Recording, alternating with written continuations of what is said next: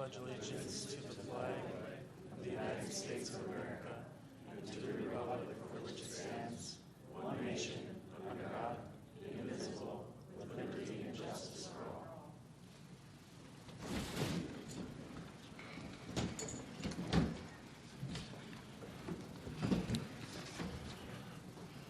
All right, approval of the agenda. Are there any corrections or additions to the agenda? Everybody looked at it? Make a motion to approve. Second. Motion was made by Phil, seconded by Kelsey Fitzgerald. All in favor say aye. Aye. Aye. Aye. Opposed? All right, motion passes. We're here today to reconsider the petition of Daily Farms of Lewiston LLP of 18774 Highway 14 Lewiston in regard to the following variance request. The petitioner seeks a variance to allow a feedlot to expand to 3,901 dairy cows and 525 heifers, 5,967.7 animal units from the 1,500 animal unit cap per feedlot as defined in the WCZO Chapter 8.4.2 and in the WCZO Chapter 10.4.6. We will start with some preliminary matters and procedural information from Assistant County Attorney Nuttall.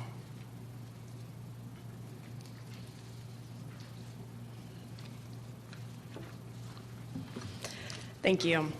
I'm going to start by reminding everyone, both at the Board of Adjustment table as well as in the audience today, of what the ground rules are. There are copies of the ground rules available at the table right outside the entry door. First, there are no placards, flyers, signs, or posters brought into the meeting room, and distribution is also not permitted. All attendees are required to conduct themselves in a courteous and respectful manner and not yell, scream, or use foul language.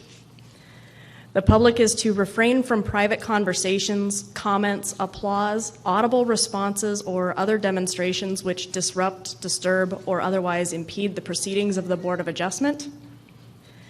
The applicant will have the ability to speak after the staff report has concluded. They will not be limited to a certain length of time, but it shall not be repetitious or digress from the criteria or questions that you may have regarding the petition. The petitioner or the county staff members may respond to questions from members of the Board of Adjustment, and they shall be limited to points of clarification that you may have. If clarification is requested, only those points can be addressed. No additional points can be addressed. Anyone who violates the rules of decorum may be removed from the meeting at the discretion of either the chair or sheriff's deputies. And just a reminder to silence all cell phone ringers, please, so that those do not disrupt the proceedings. Are there any questions from the board about the ground rules for today? So I'm going to start just by a quick reminder of the procedural history that brings us here. There was an application submitted in 2018 for the variance that was just described. A public hearing was held on that application on February 21st of 2019, and a decision by the Board of Adjustment was made to deny that variance. There was an appeal of that decision, and Judge Mark remanded that petition for reconsideration by the 2021 Board of Adjustment, due to prejudgment by several 2019 board members. So where we're at today is that it is essentially a redo by you, the 2021 Board of Adjustment, of the discussion and decision as to whether or not the variance criteria for this petition have been met. I want to go over a reminder of the roles of everyone involved here. We'll start with planning staff. Their role is to provide you with the report addressing the petitioner's request, the ordinance requirements, information regarding the property, and analysis and recommendation of criteria based on the information available at the time the report was prepared. You'll receive a presentation of that report, which has been updated to some extent based on Judge Mark's decision, and you can inquire about that if you wish. The county attorney's office and myself is to provide you with legal advice as needed and to ensure that the proceedings meet legal requirements. We did prepare the draft findings that you received. Those have not changed in any way from what was provided to the 2019 Board of Adjustment.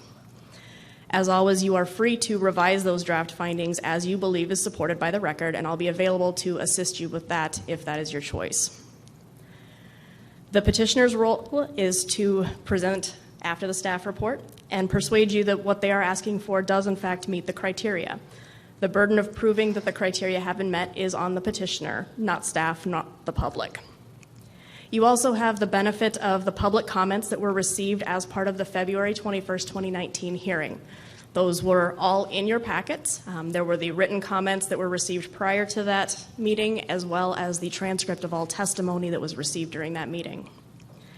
The public's role is to persuade you whether or not the criteria have or have not been met, and should only be considered to the extent that they relate to those criteria and not personal opinions about the petitioner, staff, or the request. The Board of Adjustment, your role, is to make a decision as to whether or not the record before you supports that the criteria has or has not been met. It is understood that each of you is here because you have an interest in land use issues. No one volunteers to serve on the Board of Adjustment, the Planning Commission, because they're disinterested in land use. Everyone has an interest in it.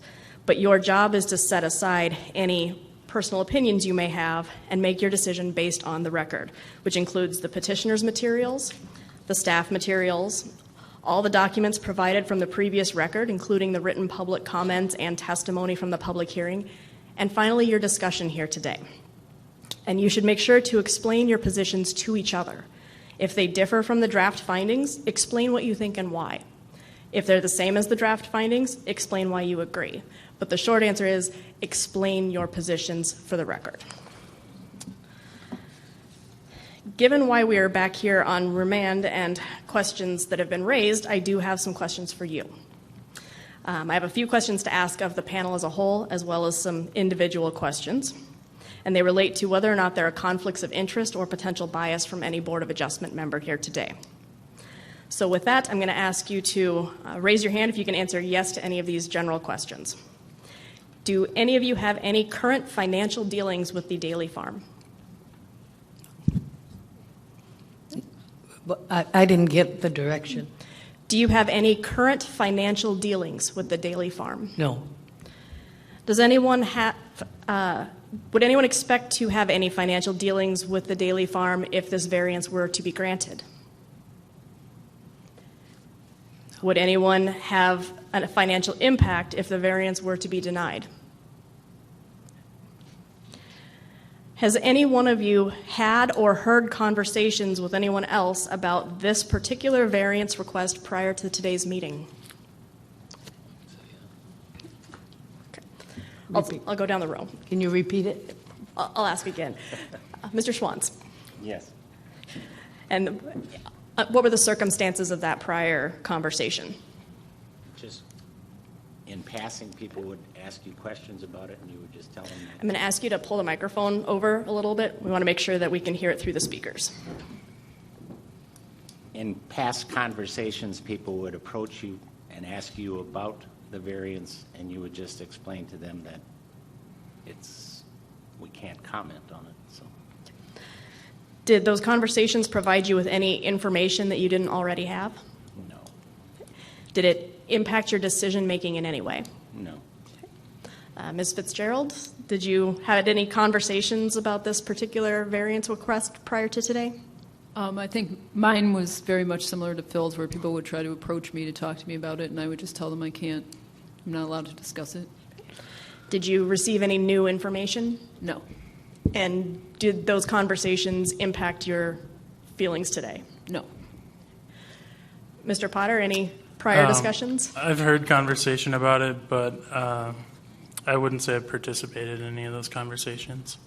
Did you receive any new information No. and impact your decision in any way today? No. And Ms. Hubline, did you have any conversations about this variance prior to today? Yes, occasionally as I meet people on the street or in the grocery store. Did anything about those conversations provide you with information you did not already have? No. And did that impact your decision in any way? No. Have any of you received any information regarding the Daily Farms request other than what was provided to you as part of your agenda packet materials today? Mr. Schwantz? As I shared with you at the last Board of Adjustment meeting, I was receiving emails, and I was receiving postcards and letters, and I was told to just destroy them. So, Did you do that? yes. Okay. Anyone else? Mr. Potter? I received a letter and a postcard, and I just threw them both in the garbage. And Ms. Hubline, I saw your hand. Yes, I received a couple of letters and a couple of postcards, but I haven't opened them. And Ms. Fitzgerald? I got some postcards, letters, emails, and a couple phone calls, but they led the phone calls with, I'm calling regards to the Daily Farm, and I deleted them right away. Okay. Have any of you conducted any independent review or investigation regarding the Daily Farms variance request prior to today's meeting? Okay. Mr. Schwantz? You mean over and above this packet? Correct.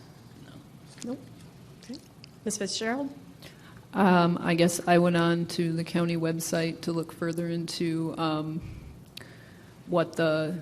how we establish our ordinances through Winona County, just to get an idea of that. Did that impact your decision here today in any way? No. Mr. Potter? I've just read newspaper articles mostly. Impact your decision in any way? No. Ms. Hubline? No, just the newspaper, and that hasn't affected me in any way because it was information I already knew. Okay. Are any of you current or former members of Land Stewardship Project? Ms. Fitzgerald, what is or was your involvement? I pay a membership fee to post my personal farm business's information on their site to encourage participation in my own farm. And I've taken a couple of their farm beginnings classes in the past. Did you at any time participate in any conversations, verbal or written, regarding the Daily Farms variance request? I did not. Did you receive any information about the Daily Farms variance request from Land Stewardship Project as part of your membership? I'm not sure. Back in 2019, when it was going on, I may have gotten a petition to sign as part of a mass petition, but I can't remember if I did anything with it or not. I get a lot of emails from them to sign or to look at various things, and I don't always do that. Sometimes I just delete them right away, so I can't remember that far back. Did anything about your membership with Land Stewardship Project, does that weigh into anything that you're deciding here today? No. And Ms. Hubline? Yes, I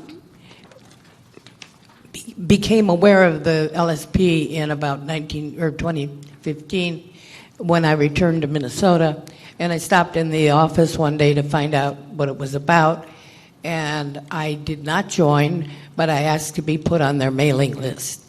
And prior to 2017, I attended one meeting on beginning farmers. Otherwise, I've not been involved in any of their activities. Did you at any time participate in any conversations, verbal or written, regarding the Daily Farms variance request? No, I have not. All right. I do have some, and Mr. Potter, you previously made statements regarding your position on the 1,500 animal unit threshold during the 2020 election. Is that correct? Yes. And that was when you were running for county commissioner, right? Correct. And you understand that what's before you today is not the animal unit cap, but whether variance criteria is met? Yes. Is there anything about your position on the animal unit threshold that you cannot set aside in reviewing this application? No. All right, I have a few last questions to ask of each of you. We'll start with Mr. Schwantz. Other than as part of the 2019 Board of Adjustment, because I know you were part of that board, have you at any time indicated your position as to whether the Daily Farms variance before you today should be granted or denied? No. And are you able to set aside your previous vote and base your decision today on the record and discussion with your fellow board members here with you? I believe so.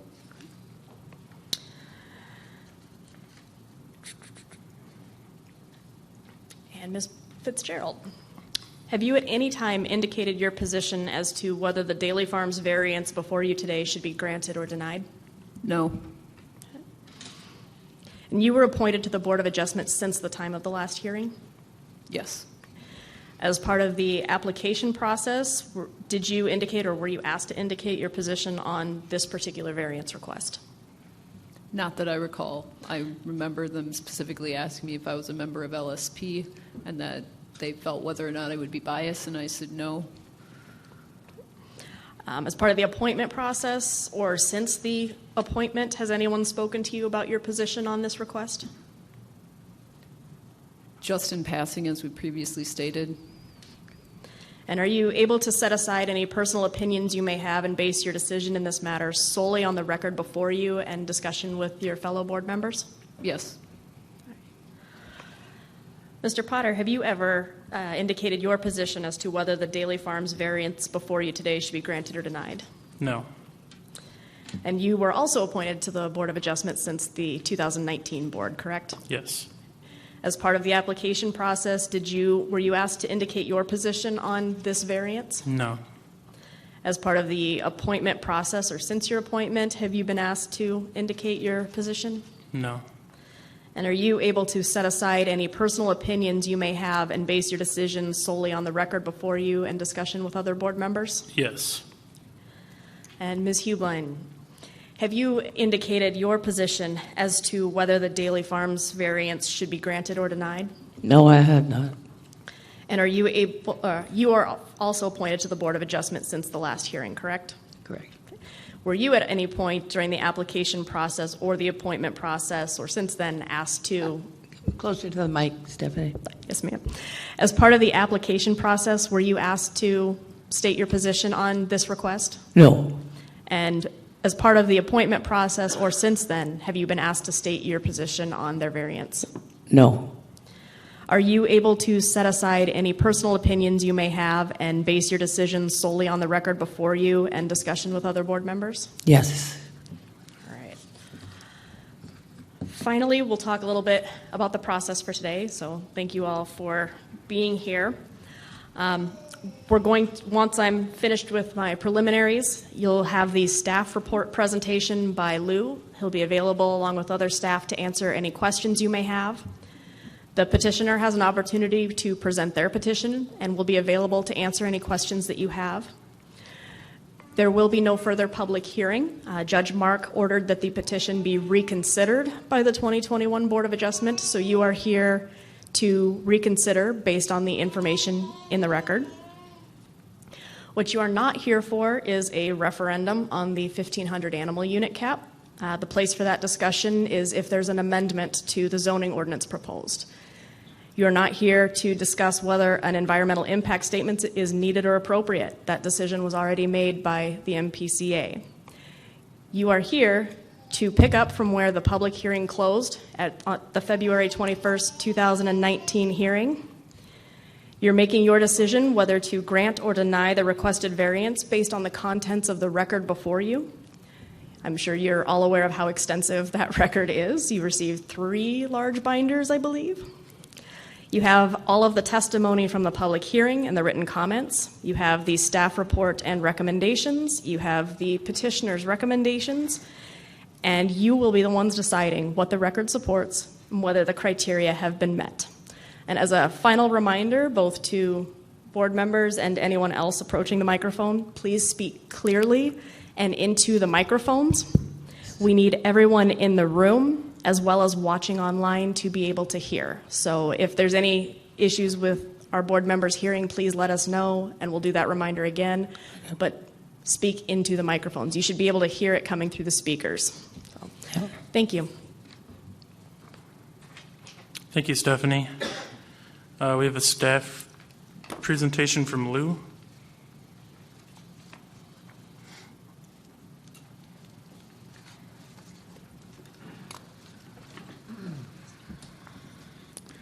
Good afternoon. Try to adjust this a little bit. Thank you, Stephanie. My name is Lou Overhaug. I'm a planner with Winona County, and I'll be presenting the staff analysis. Just running through a few slides here. It's the same as what we had a couple of years ago. It shouldn't be much new or different. But we'll run through a few here. If you have questions, you can ask at the end, or maybe after the petitioners have a chance to give their own presentation and while you deliberate. So, the animal unit synopsis includes calves, heifers, and dairy cows, all added up to create the animal unit, the total animal units. The total existing animal units on site are 2,160. I should say that is all of the Daily Farms sites, not just the ones on the in the location that we're talking about. The feedlot site at that location currently is 1,996 animal units. The total proposed animal units on all sites will be 5,967.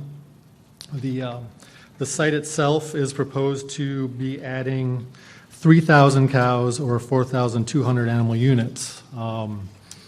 And so it'll break down into two different sites directly adjacent to each other, and we'll get into that in just a second on a future slide. So it's a little confusing. I think the big takeaway is that they're adding 3,000 cows, 4,200 animal units on the site. And give or take, that'll end up being right around 5,967 animal units. The site is located in between Lewiston and Utica on the north side of Highway 14 in Section 16 of Utica Township. What you see on the map here are two sites, LLP, which is the current site, and LLP 8, which is the proposed site. They're directly adjacent to each other. They share infrastructure, and the animal units from those two sites will be added together for the total animal unit amount.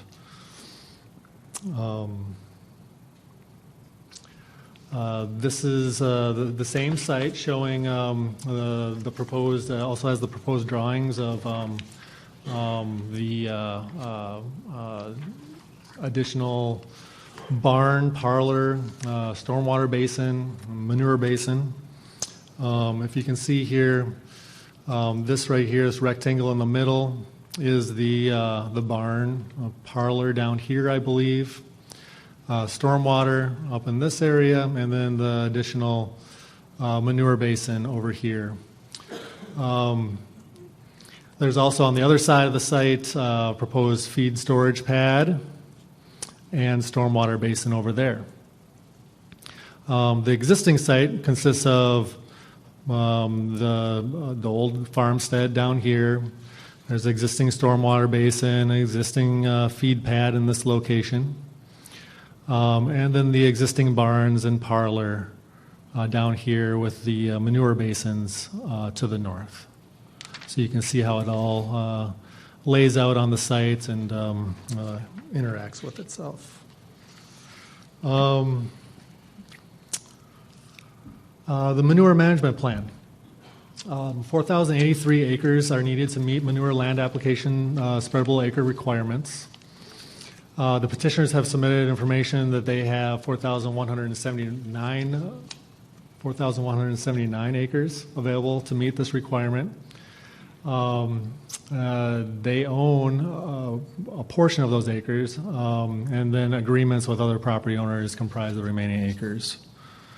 The certified commercial animal waste technicians are the folks that spread or inject the manure and they need to meet a whole host of standards themselves when doing so, making sure that it's spread at an agronomic rate, that it's meeting setbacks from things like sinkholes, water supply wells, trout streams, water resources, and other things. So you're aware of that. Should be noted that approximately 900 additional acres will be converted from more erodible row crops into perennial vegetation if this proposal goes forward. Of those acres, alfalfa comprises some of those, and which improves soil health and fixes nitrogen, reduces the amount of manure needed, and reduces potential for runoff and nitrogen leaching.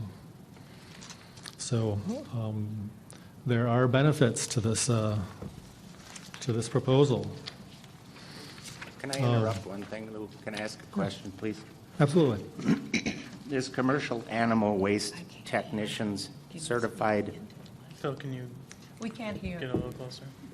The commercial animal waste technicians, the certified, is that a requirement of their manure management plan, or is this an offering over and above of what the plan requires?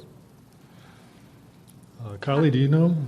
I have not read their manure management plan, so I don't Yeah. know if that would be There a was question something for in this Ben. pile of literature, and I just wanted clarification whether that technician is required or if it is being offered. I'm sure that the petitioners can answer that question for you Okay. when they have a chance to speak here. Anything else that I can No, at this point? thank you. Winona County zoning ordinance. There are two sections that are coming to bear in this variance. Chapter 8.4.2 states that a feedlot permit may not be issued for a feedlot in excess of 1,500 animal units. Chapter 10.4.61 requires a conditional use permit for feedlots with between 300 and 1,500 animal units. So, again, if this proposal goes forward, the variance is granted. That would allow the animal unit cap to be raised for this specific site. Do you need me to repeat that, Elizabeth? Okay. If this proposal goes forward, if the variance is granted, it will be allowing the animal unit cap to be raised, and also to allow the Planning Commission to hear the conditional use permit to allow a feedlot of greater than 1,500 animal units. So there's two pieces to the that this variance will be addressing.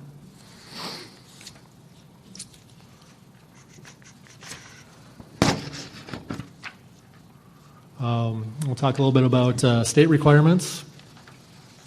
The MPCA regulates feedlot sites of greater than 1,000 animal units. So this will be a MPCA regulated site.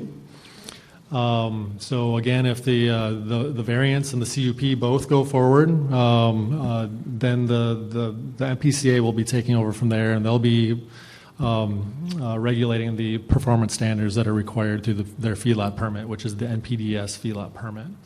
That permit was granted on February 19th of 2019. There was also a mandatory environmental assessment worksheet, which was completed in January of 2019. There was a negative declaration. The EAW determined that environmental impact statement was not required, noting that no potentially significant environmental effects reasonably expected to occur. So that was the EAW in a very, very concise nutshell. The state DNR water appropriation permit is required when more than 1 million gallons of water per year or 10,000 gallons per day are appropriated. Current operations permitted for 2 wells using 32 million gallons per year. The project seeks to permit a revision for 2 additional wells for a total capacity of 92 million gallons. The petitioners have stated, though, that they feel that they'll be using approximately 75 million gallons of water a year. The DNR well permitting. Well construction preliminary assessment has been approved by the DNR. This is only to construct the 2 wells, not to use them. The wells would still need to be tested to estimate the potential impacts on surrounding wells. Permitted wells must be registered with the Minnesota Department of Health. So again, these are all state requirements, state responsibilities if the project moves forward. Staff draft findings of fact and the criteria. As you know, variances are decided based on 8 criteria in our ordinance. Those criteria get at the question of practical difficulties, which you've heard, and things like whether it's in conformance with the zoning ordinance or the comprehensive plan. So the 8 criteria are what are important in deciding a variance petition. Staff would draw your attention to the approval criteria numbers 1, 3, 4, 6, and 7, which in the staff reports have not been, do not have positive findings. So those are the specific ones that if you were to grant the variance, you'd need to make positive findings to support your decision. So like Stephanie said earlier, your responsibility, like we say on all of these presentations, is to review the materials submitted, the public testimony, the staff report, the petitioner's information, and make that decision based on the record. If you do move forward, like always, we have conditions to consider to attach to granting a variance. With that, staff has, if you have any questions, Elizabeth? In terms of the conditions, if it is approved, does the board have any input into replacing or eliminating or adding any conditions? Absolutely. Those conditions are offered by staff to as a suggestion. Like any other petition, it's up to the Board of Adjustment to approve those. Add conditions if you think that that would help with the approval process, or remove them if you think that they're unnecessary. Anything else at this time? Thank you. All right, thank you, Lou. At this time, the petitioner can speak. Please state your name and your role. Good afternoon. My name is Matt Berger. I am the attorney representing Daly Farm. I will be presenting part of the slides here today that deal with the criteria and the more technical legal aspects of this. And Ben Daly will be presenting some of the more operational details of the presentation today. Before I get into my slides, Mr. Schwantz, to address your question from earlier, under state regulations, manure from a feedlot of this size, and in fact a feedlot's smaller as well, may either be applied by the direct producer, or if that's contracted out, it must be by a certified technician that is licensed and approved by the state of Minnesota. Daly Farm currently contracts out the manure application for the current operation and would plan to continue that. So the certified aspect of that is something that's required under state regulations. Thank you.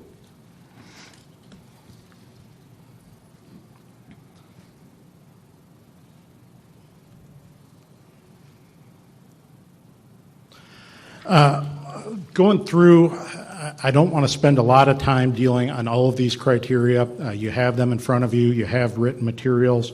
I'm going to focus on some of the key ones in the presentation. But at the start here, I wanted to focus on a couple of the criteria that relate particularly to practical difficulties, because this is an issue that I think there is some confusion on in the ordinance and the interaction of the ordinances with Minnesota law for zoning. Practical difficulties is a legal term that is defined in Minnesota statutes for granting a variance and includes other elements which in this case are set forth in other criteria in the ordinance. In other words, in the ordinance, criteria 4, 5, and 6 are actually part of that practical difficulty standard under state law. So these criteria in the ordinance and that you're being asked to decide on today, in the case of 3, 4, 5, and 6, are actually interrelated with each other. It would make sense in thinking about it to focus on 4, 5, and 6 before getting to 3, since 3 is kind of the overarching combination of those other 3. But that's not the way the ordinance currently lays it out, but that's, again, the state definitions, which is a little bit confusing on that. With the criteria, this is a unique case. We have some history with this case. We have prior findings from the board back in 2009 that a state district court judge, after reviewing extensive evidence, concluded was biased, that members of that board had prejudged and in fact were appointed to this board for the particular purpose of defeating this variance application that you're now reconsidering. So we have findings on the exact same record from that board back then, and those are indicated in the left-hand column. I draw particular attention to the first one there just because it's a bit unique.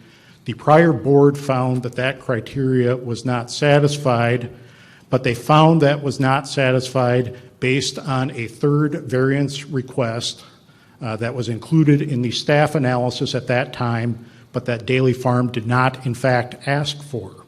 And that deals with a non-conforming use.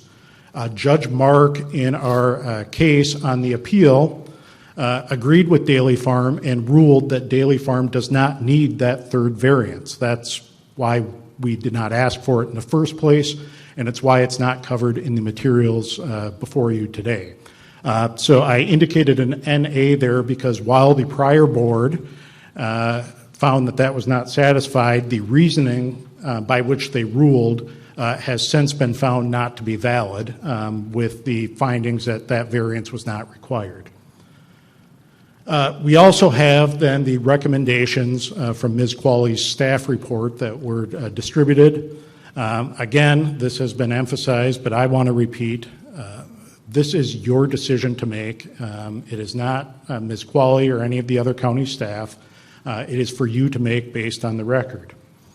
And finally, we have Daly Farm's position that all of these criteria are satisfied. Now, I'm going to focus on the criteria that in the staff presentation they identified as particular consideration. They are the criteria where there appears to be some dispute as to whether those are satisfied. Other ones, staff, Daly's, the prior board all agreed were satisfied. The first, and what I think is the most significant of the criteria to talk about today, is the intent and purpose of the ordinance.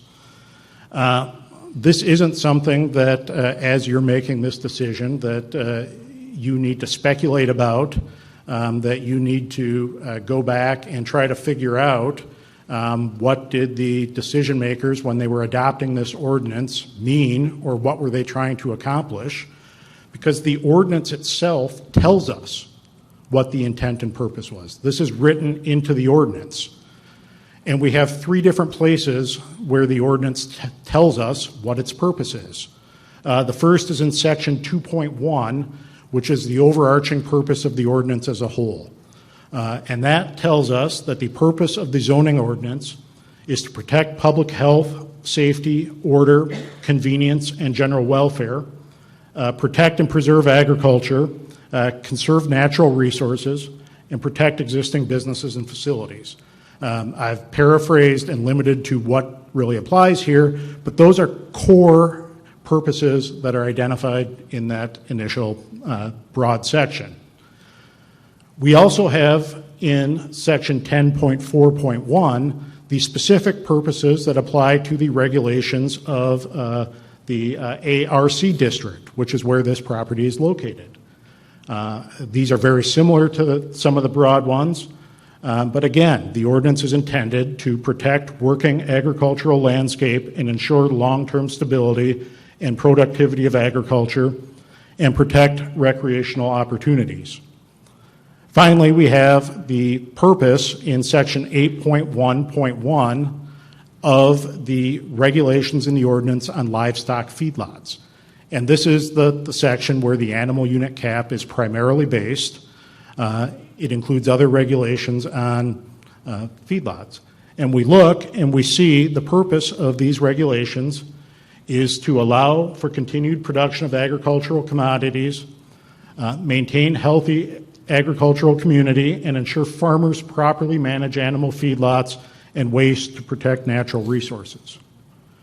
Now, as we look at those sections, as I've summarized them, and I would encourage you to go back and look at the ordinance itself with the ones that I didn't mention, which I don't believe apply, nowhere in any of those sections of the ordinance is there any intent or purpose to restrict the size of an animal feedlot solely for the sake of limiting the size.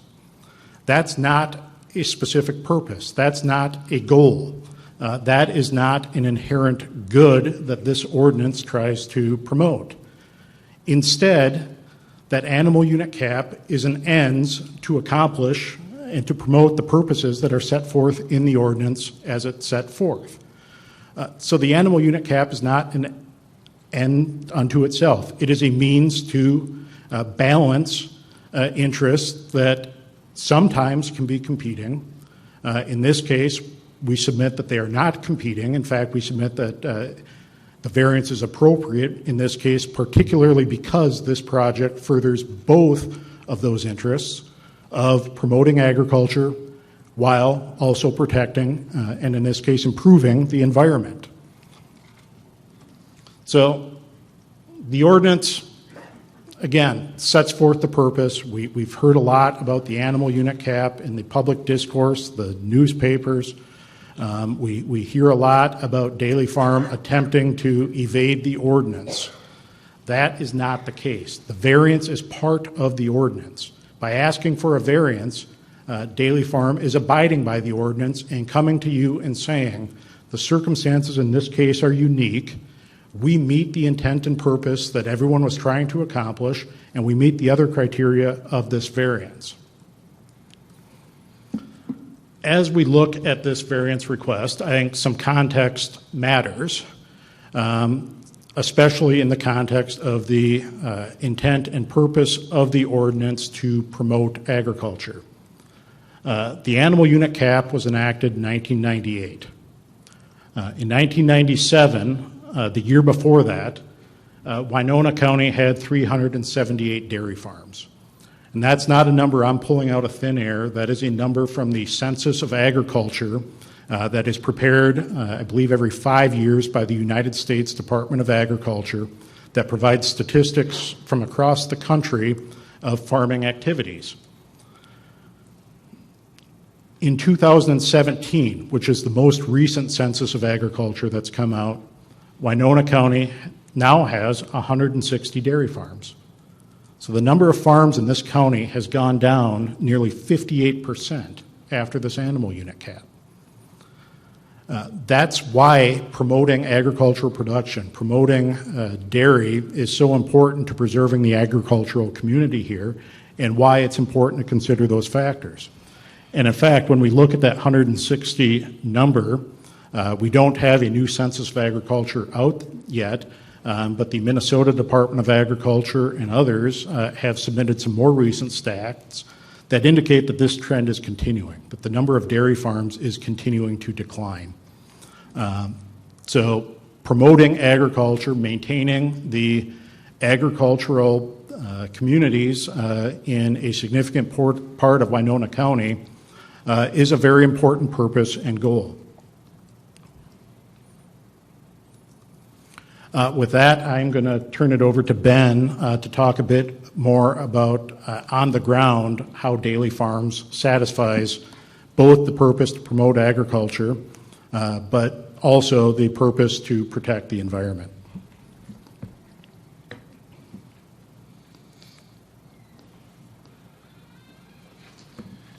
Thank you, Matt, and thank you, Board, for hearing this again.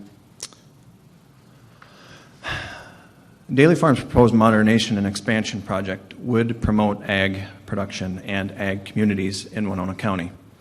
Daily Farms' project would also allow our family farming operation to continue for another generation, and by the looks of it, maybe another generation after that. Oh, she's gone? Okay, she's sleeping. Sorry. Daily Farms supports 38 employees, and that's including us and our family, and on that, who live in the local communities and support this local business, other local businesses. I'm sorry, Elizabeth, I'll talk a little louder. Thank you. Dairy farmers compete in a global commodity market, and local farmers, big and small, help and do not directly compete against each other. And in fact, we work with many smaller dairies and smaller farms on a variety of projects that from hay cutting to harvesting and trucking that they provide because we don't have all the equipment that is necessary, and they do, and we hire that out with other farms as well.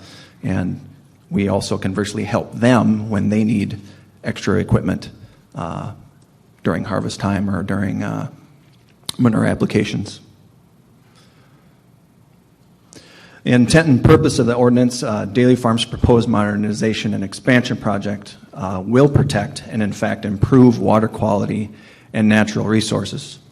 Daily Farms will add, and like the staff report indicated, will add 900 acres of alfalfa to the existing 900 acres that we have already. And this land would otherwise be used for row crop production. Now, that 900 extra acres wouldn't exactly be on our land, but it also would be on land that we would need that extra alfalfa from other producers that are crop farmers. And instead of row crop, there would be alfalfa on those row crop acres.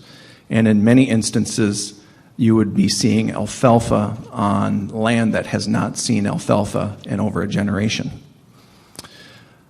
Alfalfa is important. It absorbs nitrates, and it protects the groundwater and removes carbon from the atmosphere. And it also provides wildlife habitat. Now, I have talked to University of Minnesota Extension and Soil and Water Conservation District officers too about the scavenging effects of nitrogen or of alfalfa on nitrates, and it goes up to 12 feet deep to capture nitrates. Now, a few slides before this, Mr. Berger had mentioned that there's a lot of dairies that aren't here anymore. And they're not here, and the alfalfa has gone too, because they have gone to row cropping. It's important to get alfalfa back out on this land for the environment. It's key. Another thing that, as far as the environment is concerned, and I don't have it up here, but we're currently on a 8-year stretch of having 900 acres of cover crop. Here's a picture of it right here of our cover crop. We were doing this already, and we have been doing this for more than 40 years in some fashion or the other. In the last 8 years, we've upped that, and we're now doing 900 acres of cover crop, and it's a rye variety. And we put that on all of our corn silage ground, and As part of the modified permit with the MPCA for this project, we agreed for the additional conditions, and part of those conditions were the cover crop and some of those other conditions to protect water quality with our management practices were to put our manure on the ground in a fashion that it would be covered, and also to do it when the temperature of the soil was cooler, so that the nitrogen wouldn't turn to nitrate and then be more available to leach through the soil profile. And then this cover crop also makes sure that the nitrogen stays in the top profile of the soil.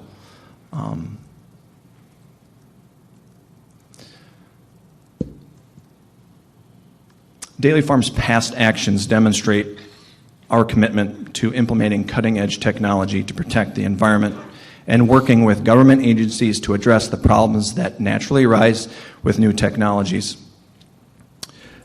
Kind of moving back and forth, I'm sorry. When the last two slides before that, we were talking about cover crop and we were talking about alfalfa. We also have 350 acres of pasture. And if you look at the people that and the organization that is going against us, Land Stewardship Project, they recently in 2020 had a bill in front of the legislature called 30% at 2030. And what that meant was they wanted 30% of all farmland in Minnesota to be covered in a perennial crop like alfalfa. They wanted it cover crop, and they wanted pasture, and they wanted no-till. And they said, and I'm reading this from my sheet here, but I got it directly from LSP's website. The 30% would establish a statewide soil healthy farming goal of 30% on Minnesota farmland, including cover crops, perennial crops, no-till, or managed rotational grazing by 2030 to boost farm income, build soil health, prevent or minimize erosion and runoff, retain and clean water, sequester carbon, support pollinators, and increase farm resiliency. This was an adjusted goal from LSP's original soil health farming bill proposed, and we felt that it was a strong foundation to build upon. Keep that 30% in mind. They wanted 30% of all farmland in Minnesota to be cover cropped, perennial crop, pasture, and no-till. If you added all of our cover cropping, all of our alfalfa, and all of our pasture, we're at 83%. We're at 83%. At 30%, they said it would clean water. At 30%, they said it would sequester carbon. I am telling you right now, we are above even our critics' goals for cleaning water and the environment.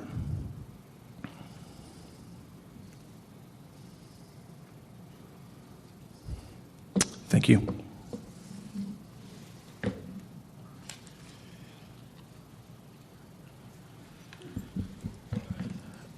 To wrap up and summarize this criteria, Ms. Qualley's staff report recommends that this board find that this criteria is not met.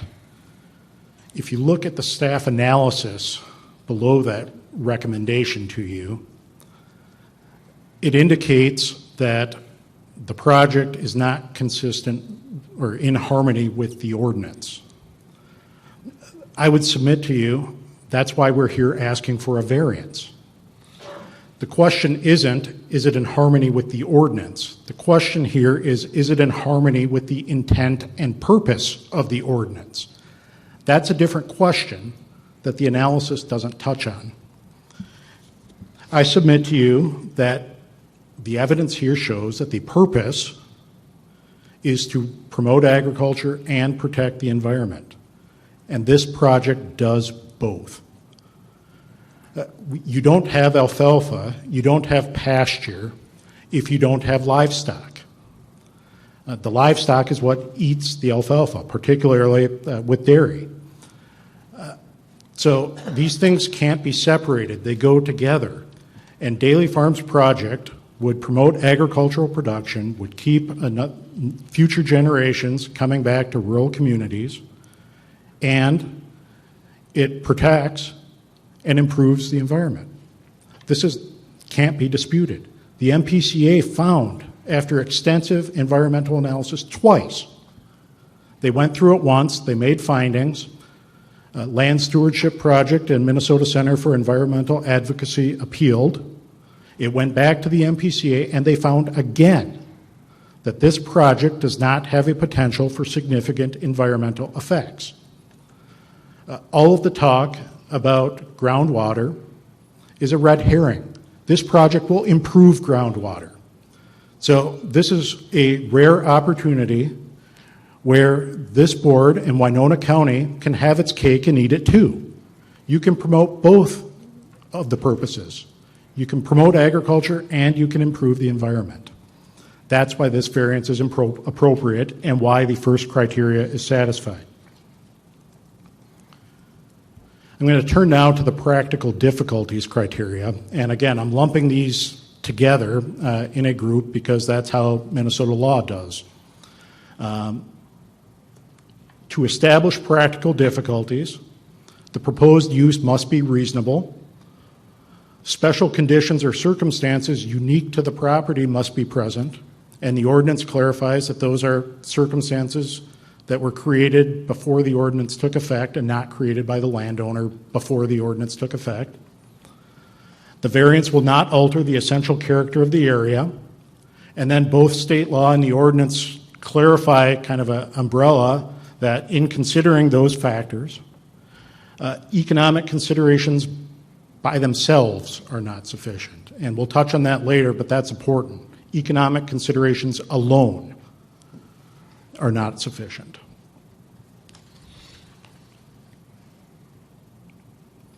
So first, reasonable use. That's a very broad term that could be interpreted broadly. Fortunately, Minnesota courts have provided some definition to that term. And under those decisions, a proposed use of property is reasonable if the use is for an appropriate purpose and does not unreasonably interfere with another's use of property. Breaking that down a bit more, what we're talking about here is a project to produce more milk. Milk is a wonderful dietary part of everyone's healthy diet. Producing milk is an appropriate purpose. Second, this property is located in a part of the county that's agricultural. It's surrounded by other farms. It's surrounded by fields. It's an appropriate area and operating a dairy on this property is not going to interfere with growing corn or soybeans, or if this is approved, alfalfa on the next door field. They're not related. And this isn't just speculation because the property is already used as a dairy. So continuing to use the property as a dairy, we know it's reasonable, it's already used as that. So it's an appropriate purpose and it won't interfere with other property owners. So this criteria is satisfied. Before I move on that, some of the comments try to imply that this proposed use is somehow unreasonable because of the scope, because of how many animals we're asking to put on the property. That is not part of use. Use is a zoning term that refers to how the property is used, not the density, but how it's used. It's being used as a dairy, and that is the same as it is now. The other criteria talking about the appropriateness, the size, but more importantly, the state regulations that are also permitted, that also need to be followed, talk about the conditions to make sure that the property can support that number of animals. And as you said, we've covered extensively, the MPCA has issued an individual permit that imposes conditions on operations, including storage of manure, including application of manure, to make sure that this property is sufficient for that number of animals.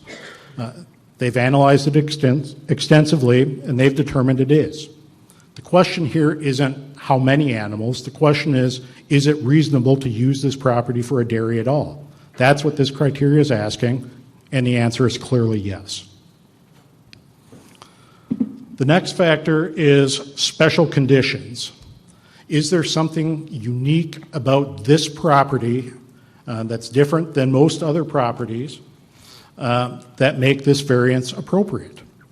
And are those special conditions, those special circumstances, things that were not created by the landowner after the ordinance was enacted for which they're seeking a variance? Now, again, there's some broad language there, but there's also case law from the Minnesota Court of Appeals that puts more meat on that bone for you. And that case law specifically talks about the fact that existing buildings, existing facilities that are located on the land can be special conditions of that land. So the courts tell us that we can look at the buildings that are already there. The buildings that were put there before this ordinance, the animal unit cap, went into effect. And why those are important is we have existing infrastructure in place on this site. We have existing barns, an existing milking parlor, manure storage facilities.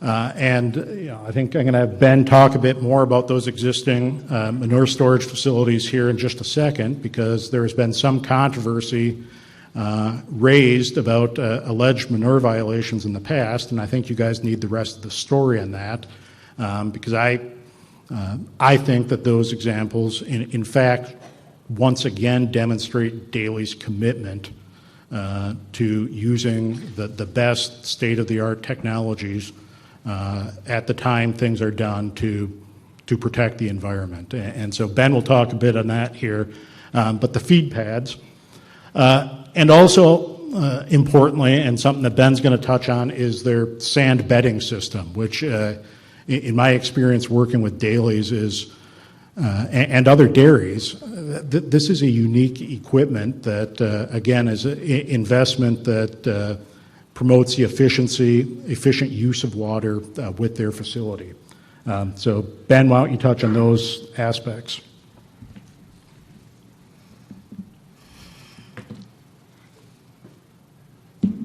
Thanks again, Matt. So getting back to, I don't know if there's a slide that's relevant that has a picture. Okay, here we go. And is it this button? What button is the pointer? The green one in the middle at the top. Gotcha. All right, here we go. Here we go. These are our manure structures right here. Okay. Now, looking at what the county staff has put into the staff report is a listing of things from the Minnesota Pollution Control Agency on our farm.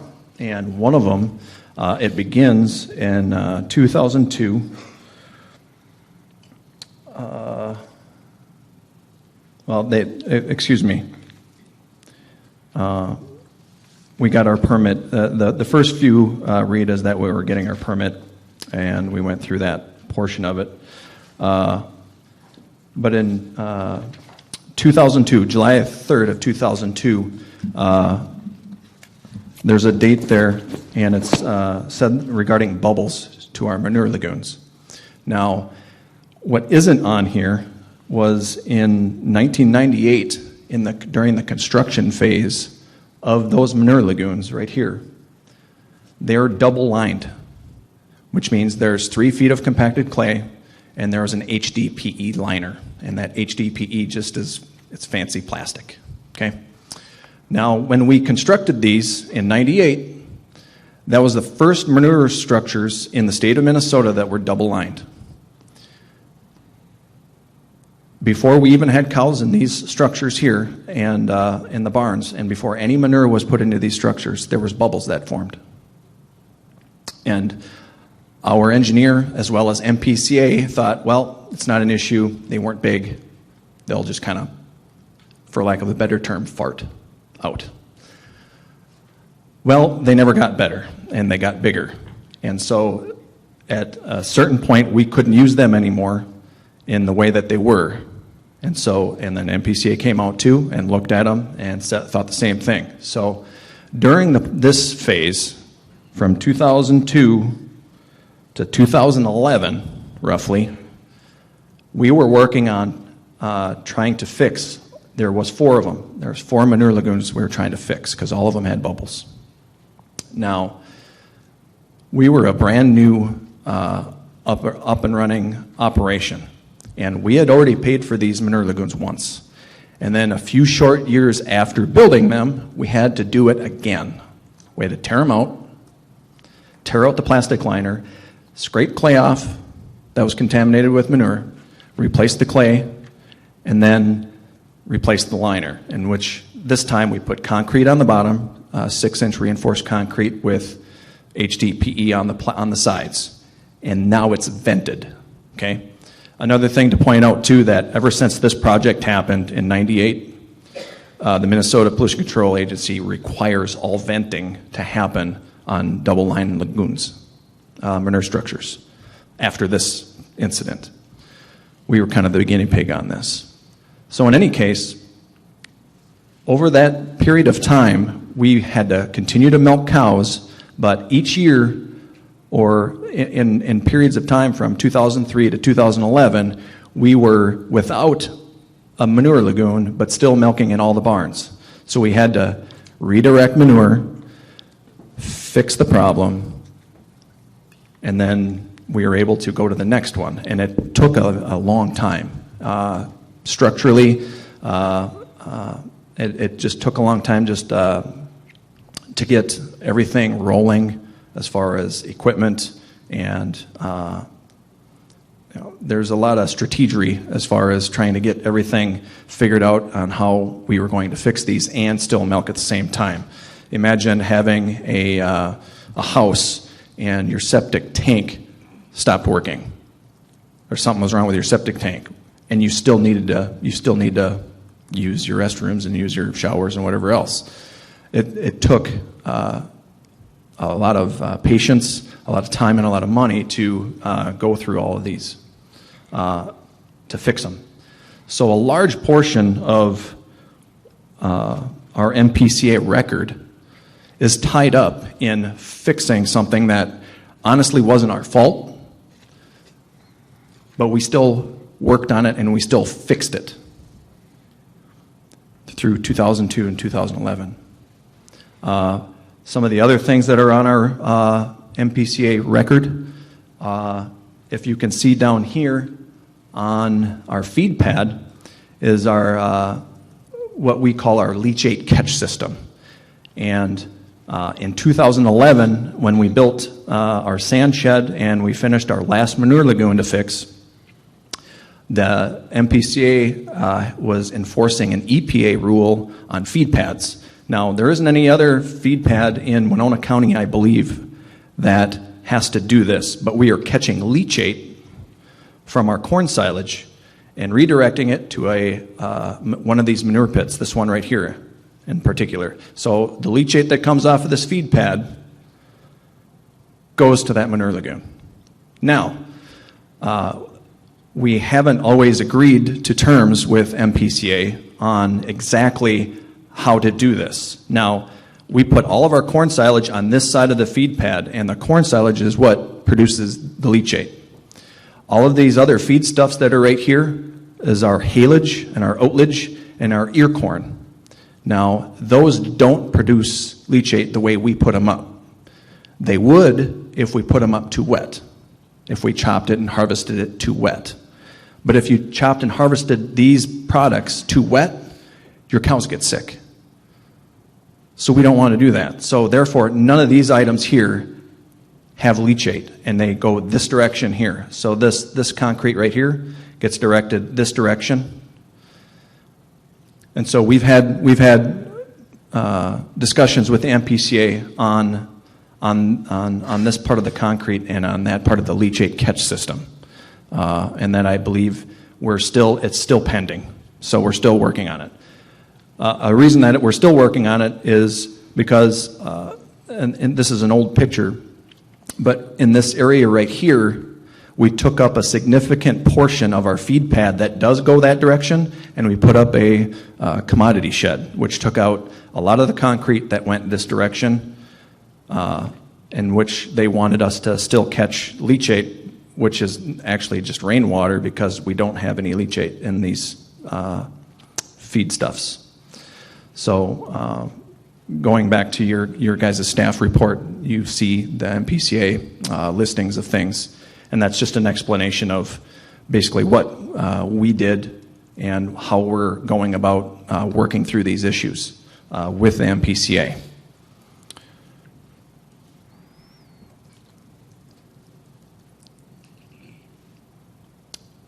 Did you?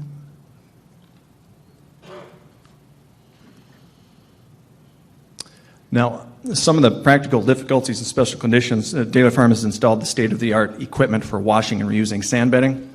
This equipment uses water and sand more efficiently than other systems, and we actually reuse a lot of water. So in this system right here, before water enters our manure lagoons, water is used at least 30 times. It gets used in the parlor, and from the parlor it gets pumped to this site here.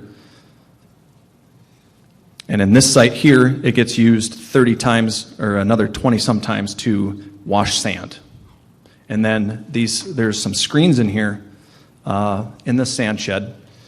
And these two items right here and this item right here, they're rotating screens. And so material runs through those and cleans the water so that we can reuse it again and again and again.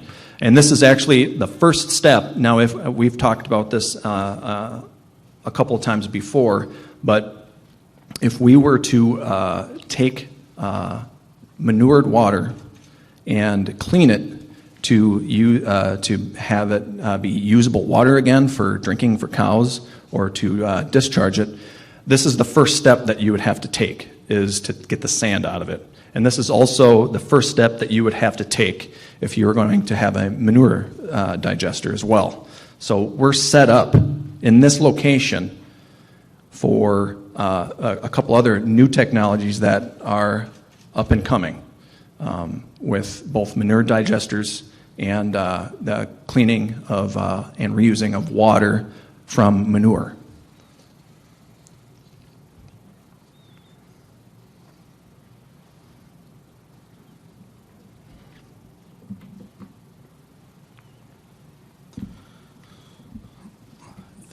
Thanks, Ben. And the key part of this, again, with these MPCA violations, a couple of points that I want to emphasize that Ben touched on. With respect to the feed pad, those were new rules that changed after the project, that the current facilities were first built.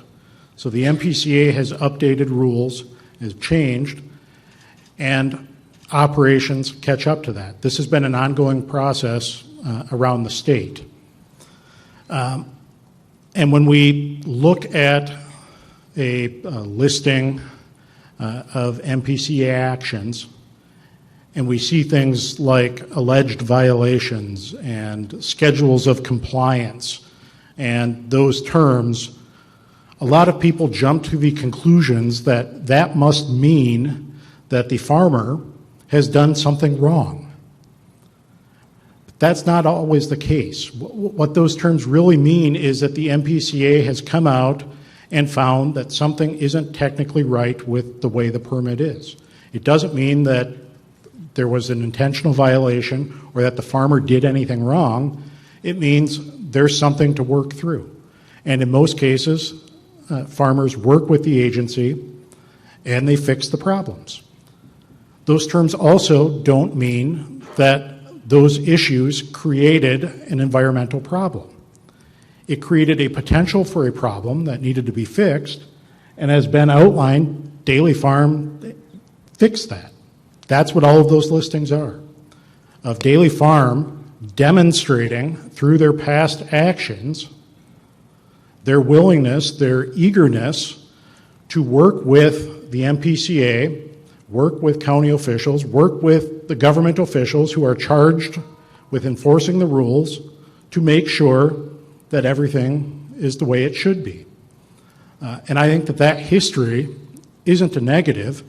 I think it shows that Daly Farm has the integrity, has the history, has the resources to be able to successfully operate at this number of animals, do what they need to do, and if problems pop up, which with new technologies happen sometimes, to work through those hand in hand with the MPCA to advance new technologies and continue to make things better. So this site, what's special about this site, what's different from most other sites in the county, and why there are special conditions here that warrant a variance, is all of this infrastructure is already in place.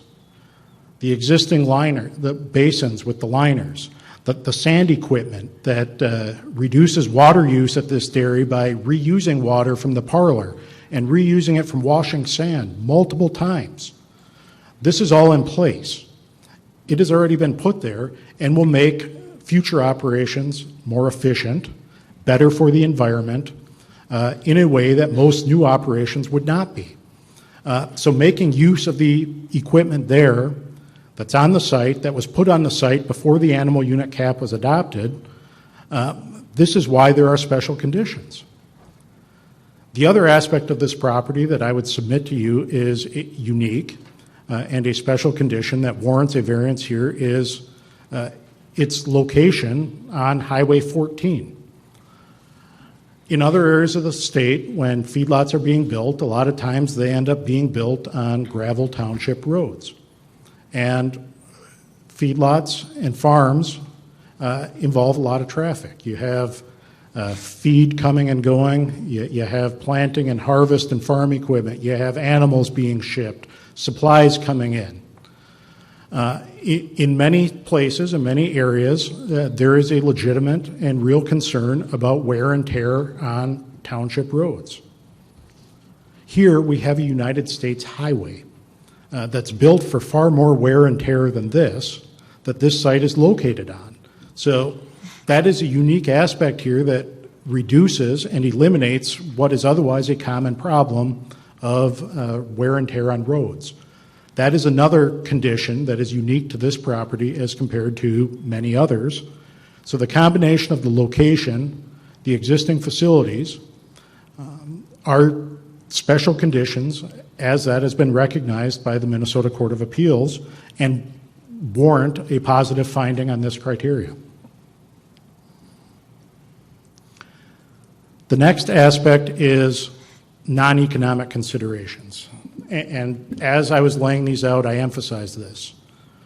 The ordinance and state law say economic considerations alone cannot be practical difficulties. It doesn't mean that economic considerations can't be part of why somebody's coming and asking for a variance.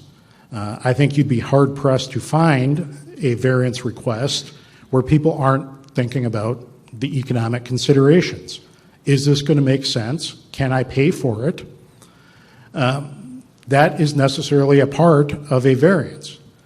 But that's not what this criteria is asking. This criteria is asking, are economic considerations alone the basis for the variance request?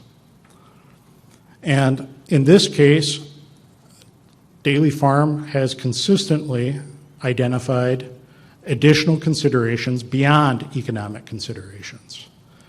When I started working with the Daly family, I thought it was incredibly unique and a wonderful story that you have multiple generations, and not just multiple generations. In some farms that I work with, you see multiple generations, but it's all from the same part of the family tree. You have a father, and he may have a brother that had been involved, but one of them or the other takes over the farm, and their kids become involved.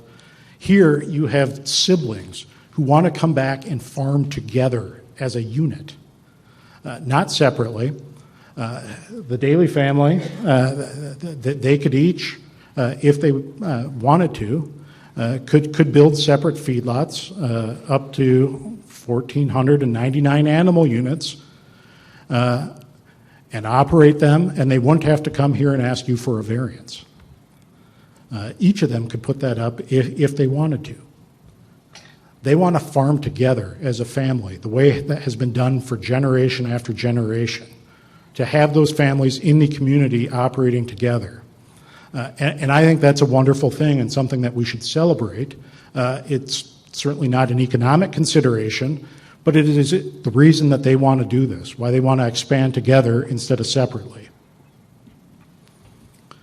We also have the environmental benefits, and some of that comes from the existing equipment, but some of it also comes, frankly, from the size.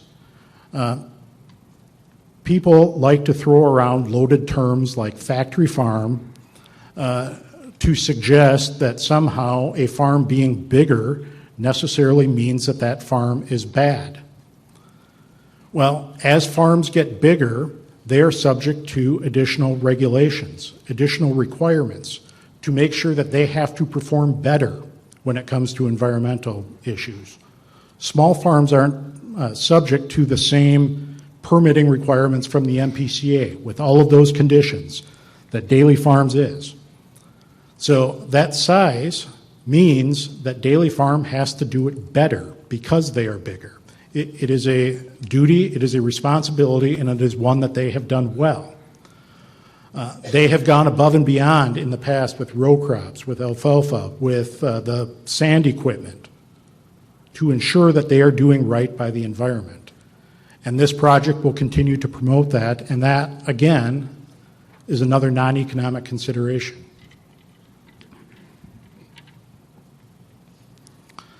The next criteria I want to touch on is number 7, which is that there's no reasonable alternative to the variance, and that it's the minimum variance that can be asked for. Now, in Ms. Qualley's staff report, the county points to 2 supposed alternatives. The first is what I alluded to before. Daly Farm could build multiple farms on multiple sites. They would lose that non-economic benefit of farming together, but it's an alternative. But as the county itself, the staff acknowledges in the report that they submitted to you, that comes at a significant cost to the environment. By separating that out, there's additional transportation, which means additional fossil fuel use, additional wear and tear on roads, and additional risks to the workers who work on the farm and have to travel in the car or trucks or farm equipment, and the animals. So this project, the separated sites operating together is not a viable alternative. It's not reasonable because it's worse for the environment. It's worse for the county. It's worse for water. It's worse for natural resources. It's worse for everybody involved. And the staff report acknowledges exactly that. The second alternative is that Daly Farm could petition and ask that the ordinance be amended. I think that's laughable for a number of reasons. The first one is, if that were truly a reasonable alternative, that would mean that this criteria cannot be satisfied, then you could never issue a variance ever, because that would be a reasonable alternative to every variance that comes before you. Because the only reason someone's coming and asking for a variance is because what they're asking to do is not allowed by the ordinance without a variance. So one alternative to every variance would be changing the ordinance. As a matter of logic and as a matter of law, that cannot be sufficient. That cannot be a reasonable alternative that prevents a variance. The other is the practical reality. And this is in the news. County commissioners, two county commissioners, have been attempting to raise this topic for discussion for many years. And 3 county commissioners refused to even engage in that discussion. The same 3 commissioners, by the way, that Judge Mark found were biased in appointing prior members to this board in order to defeat this variance, they refused to even talk about amending the ordinance. So both in theory and in practice here, amending the ordinance is not a reasonable alternative.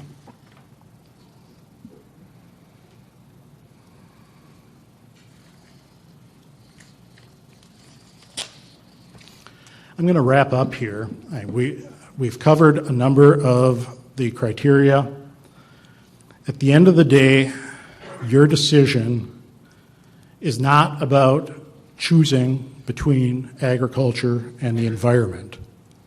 As the record shows here, and as we've described, you have the opportunity to do both by granting this variance. The decision is not about choosing between large farms and small farms. Dairy producers operate in a global market. Whether Daily Farm expands or not is not going to have anything to do with whether any other farmer, large or small, continues to farm or stops farming. That's not how the market works. Daily Farms isn't operating and hauling their milk into downtown Winona and selling it to just local consumers the way that 100 years ago farmers operated. Milk is sold to companies that produce, and they buy as a commodity. And in fact, that's something as a society we should celebrate because we live in a world with a growing population that needs to be fed with nutritious food, and doing so efficiently, big, small, medium, it's all good. They're not competing with each other. The fact remains, this variance would be good for agriculture, it would be good for the environment, and it doesn't require you to set a precedent that every variance would need to be granted.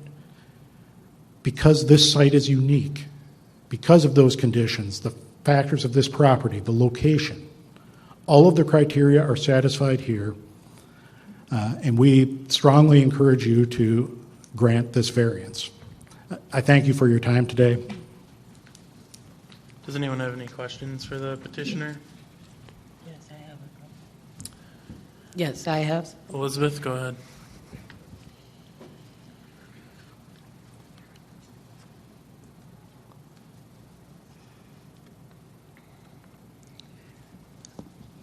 One of my questions, first I want to say that the questions I have either come from your discussion today or the staff discussion or the information that I was given in these tomes. So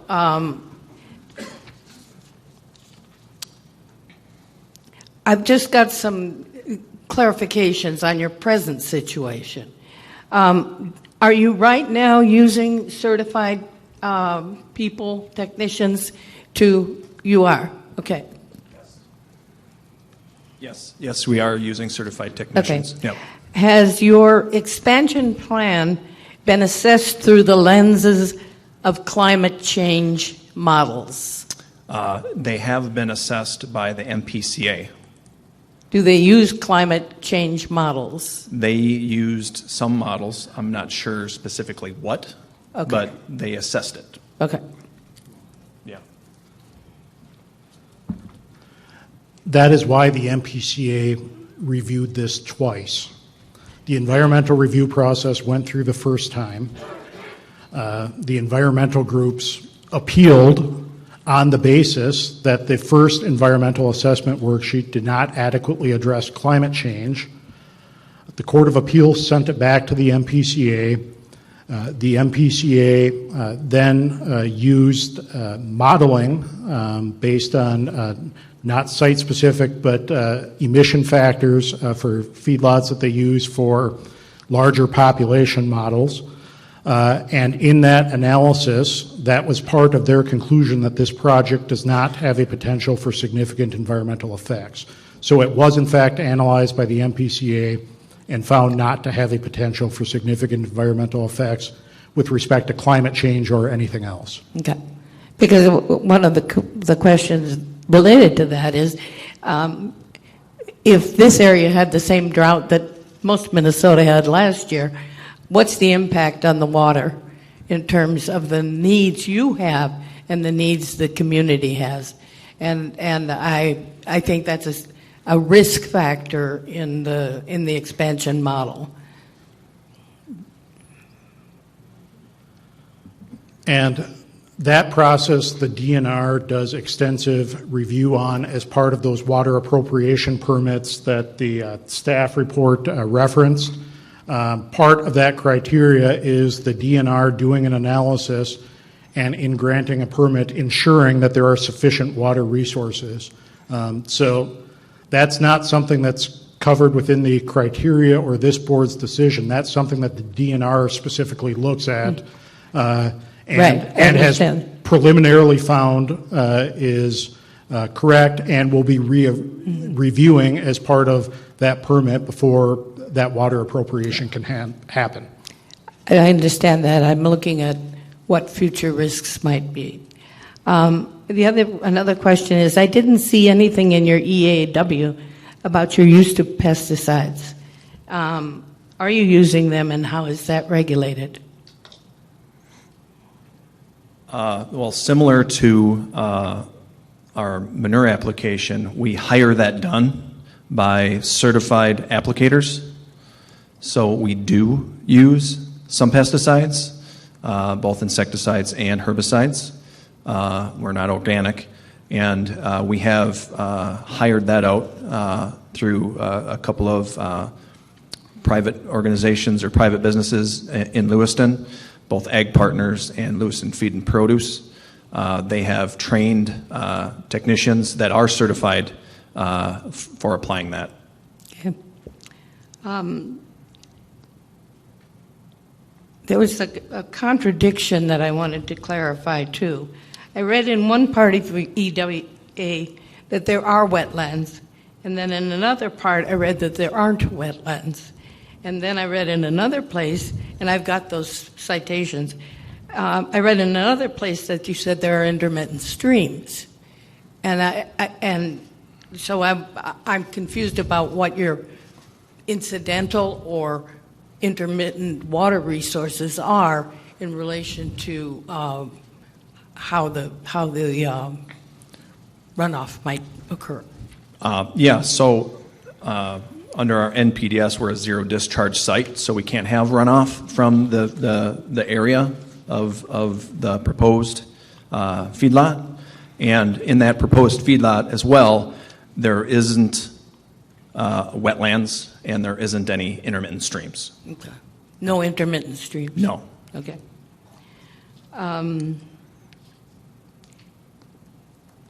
One of the concerns I have is the water issue, and you say that what you're going to be doing with your manure use, it will mitigate Yes. that.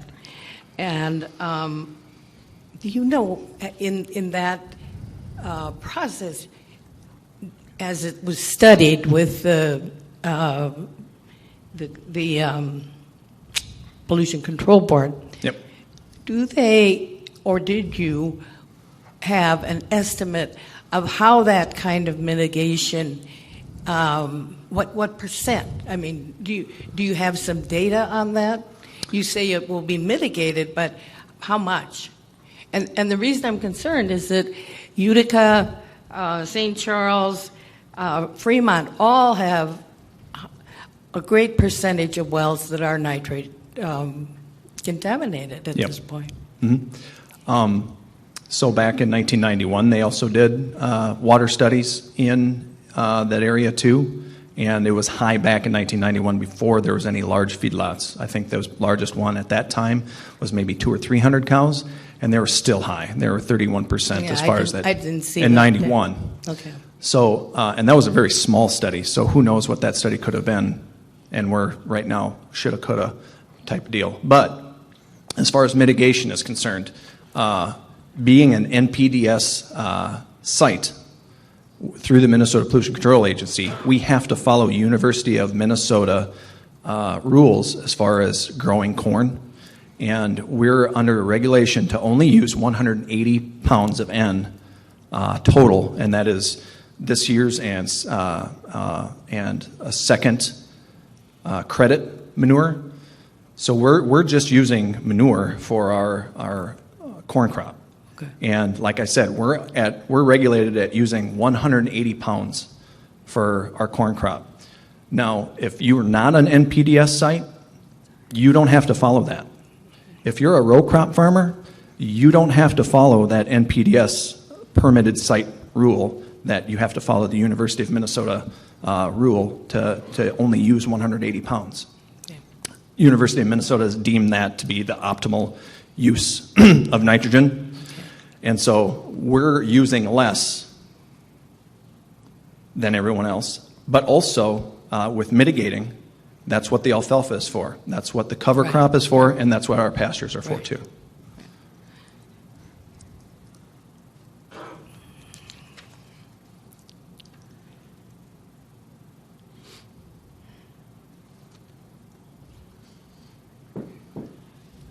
I think that's all my questions at this point.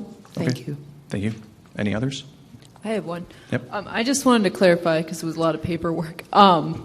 He mentioned in the practical difficulties your equipment, like your sand separator, and I was just wondering if you could specifically tell me when you enacted that. Was that before the ordinance, along with the other equipment mentioned, or was that something that you put in recently? That was put in 2011. So that was after the animal cap was in place? Correct. So that's a new... Yep. Okay. Thank you. Any other questions? All right, thank you. We can now begin board discussion. As a reminder, speak clearly into the microphone so that everyone in the room can hear, as well as remotely. Does anyone want to start with discussion? Mr. Chair, could I make a motion? We just take a 15-minute recess? Sure. Do we need a... A Who second. wants to take a recess? You want to take a recess? Okay. We have a motion and a second to take a recess. All in favor say aye. Aye. Opposed? All right. Thank you.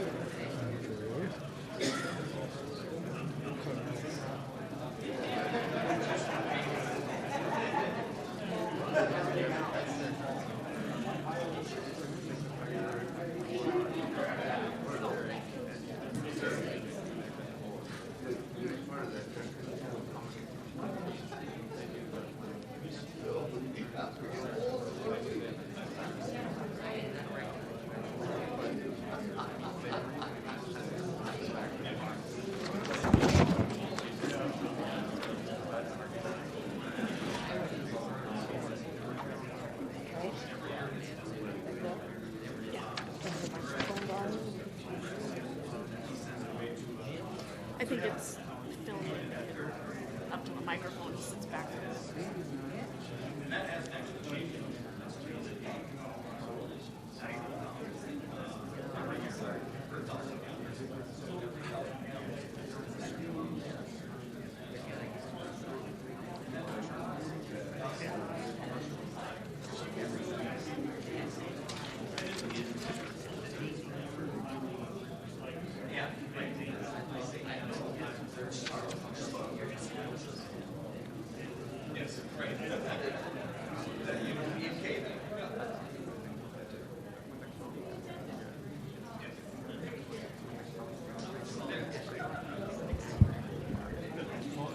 Can you talk a little louder, Phil? Okay. You just got to put that microphone right up on your nose.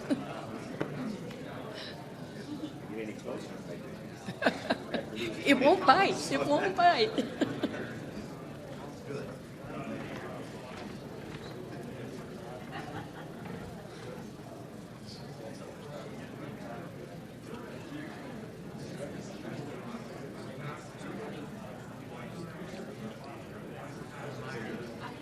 It's time for a break.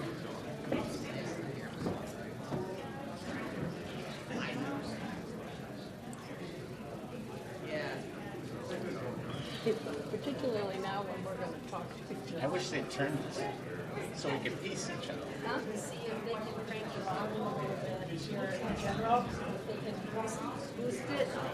Otherwise, it stands right up against it. I just moved it up a little bit more. I'm gonna try. I say I wish we could turn the table so we could face it. Yeah, so we could see each other. That would be. If it would be like V-shaped. Really invited you guys to the setup. Yeah. No, I'm just. It is what it is. Yeah, it's fine. Yeah, it's like a fan. I was warm until we sat down, and then there's like a fan or something right above us. Air conditioner, man. It's okay. Is there anything? The girls are cold, and it isn't any too warm up here. Is there anything they can just?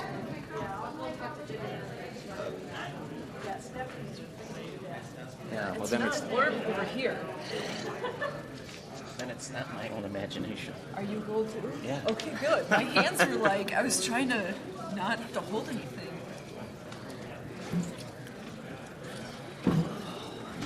Plus, I didn't want to drink the ice water because it just made it worse. Waiting for the ice to Another melt. thing is my chair Oh, hits yeah. that before I get up to the mic. I keep running into the end of the table. No one can sit like this. Yeah. Next time this happens, we'll set stipulations.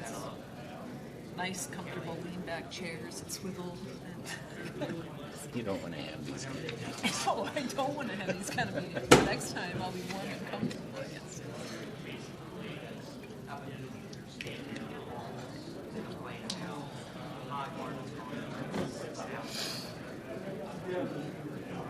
So you're 20 minutes. She told me it was 2:40 or something already. Yeah, it's already almost 3 o'clock.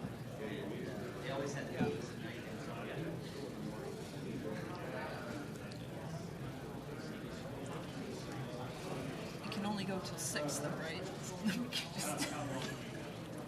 Just like we didn't have public comment, it would Right. be. It'd be midnight before you got in. At first, I thought we were for some reason, and then, I think that was decided afterwards, to be honest with you. all right.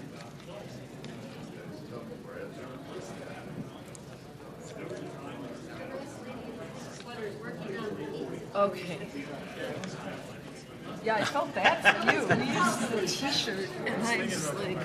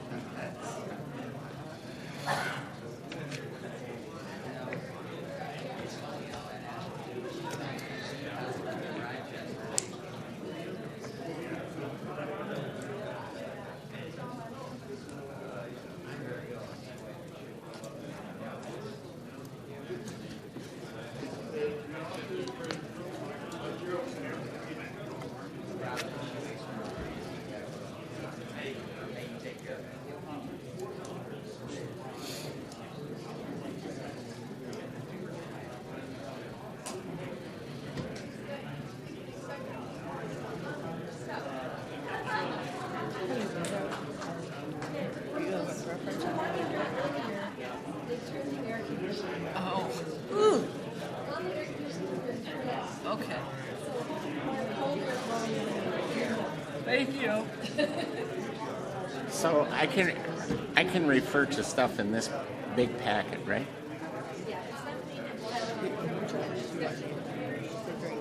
She can pull that up? Okay. I guess it doesn't.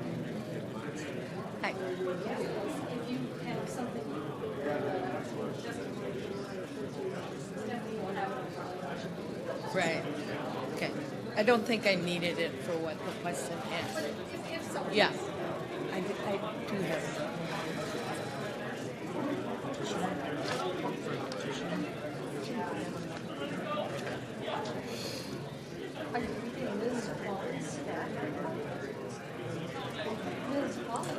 So do we have to make a form? There was no public house. There's nothing there to make a motion. Right. So we just go skip to the discussion. Yeah, I don't think we have to close anything as far as presentations. I think Elizabeth has another question or two, so I'll try to do that first. You might have to say that you have another question just for the record.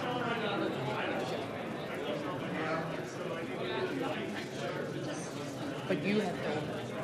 Yeah. You can hear me okay? Well, I did move this up as tight as I could. The problem I have is if I slide my chair, I hook here, and then... Thanks. Laugh too and then make Thanks. sure you're okay. Or I'll do it at the same time.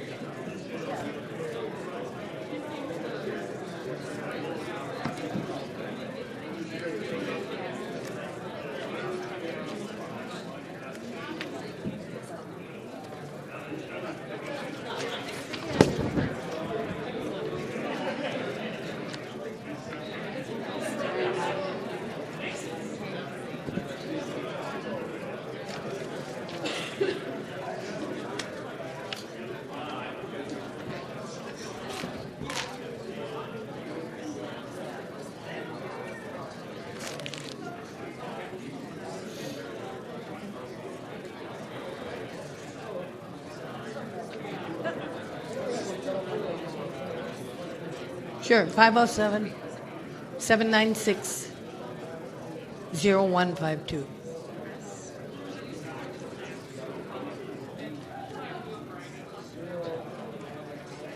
No, 0152. First number? 507 796. We told them to turn the heat up.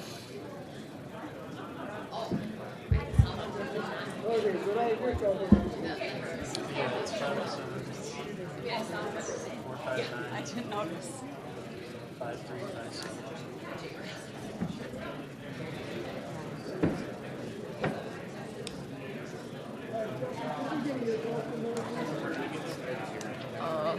What's it for? Oh, okay. 507 304 5371. Yep.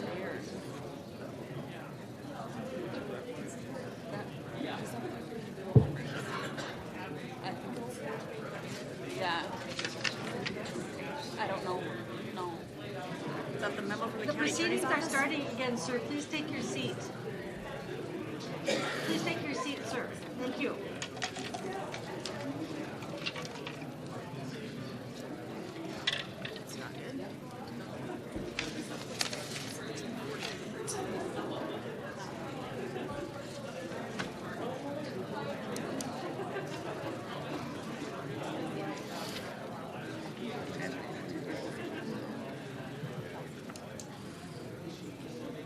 This one?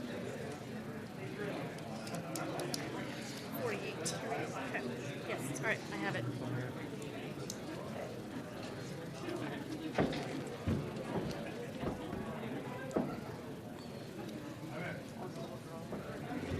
All right, is everyone ready?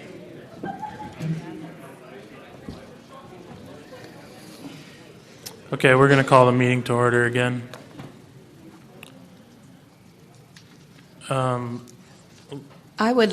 There were a couple more questions I would like to ask. One to the staff and two to Mr. Daly. What would you like first? I'll ask the staff question first. I saw nothing in the report from the staff about the 200 acres of prime soil required for the expansion. Is that unusual or not? That would be covered in the conditional use permit. Carly, microphone. Is it not on? No, speak all the way into it. That would be covered in the conditional use permit, not the variance. It'd be covered in the conditional use permit. Okay, all right. And then, Mr. Daly, I have a couple more questions for you.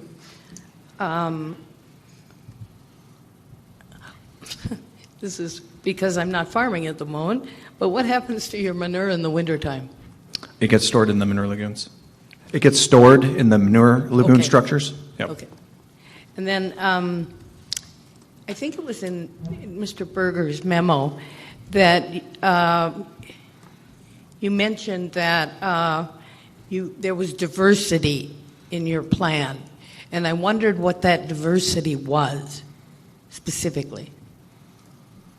The diversity of cropping system, because we have... Is that what you're meaning? I believe, is that what you were alluding to? Yeah, the cropping system, having alfalfa on the land instead of row crop. Okay. And also Yeah. probably the cover crops as Okay. well. Thank you. All right, anyone else? I think, Mr. Chair, before we actually start doing the findings of facts, I would like to have staff pull up the comprehensive plan, identifies agriculture as the first of its community values. If you'd like to follow along, it's under tab 32, page 6. If you would afford me the luxury of reading it. Winona County recognizes the cultural and economic importance of agriculture to the community.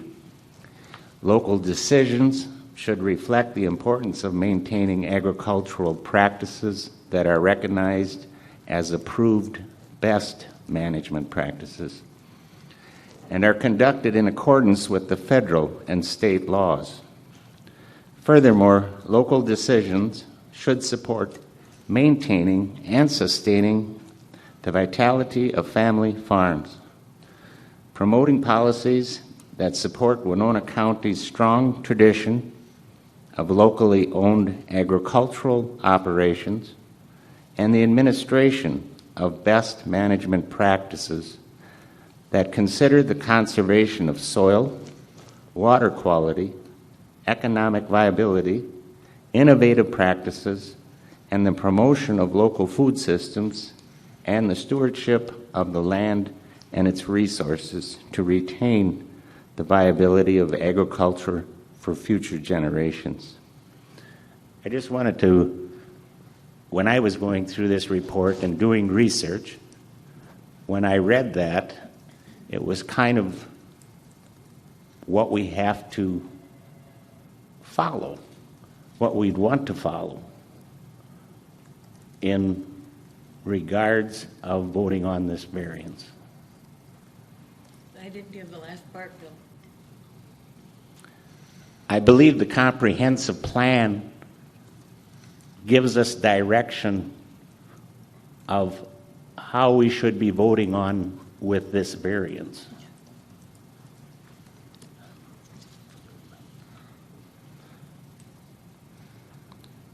All right, is there any other discussion, or do you want to go right into the findings of fact? Does anyone want to make a motion? Well, I move we just go right into the findings of fact. We might as well. Start with number one. I'm not saying that they have to go particularly in that order, but number one would probably be as good a place as any to start. Okay.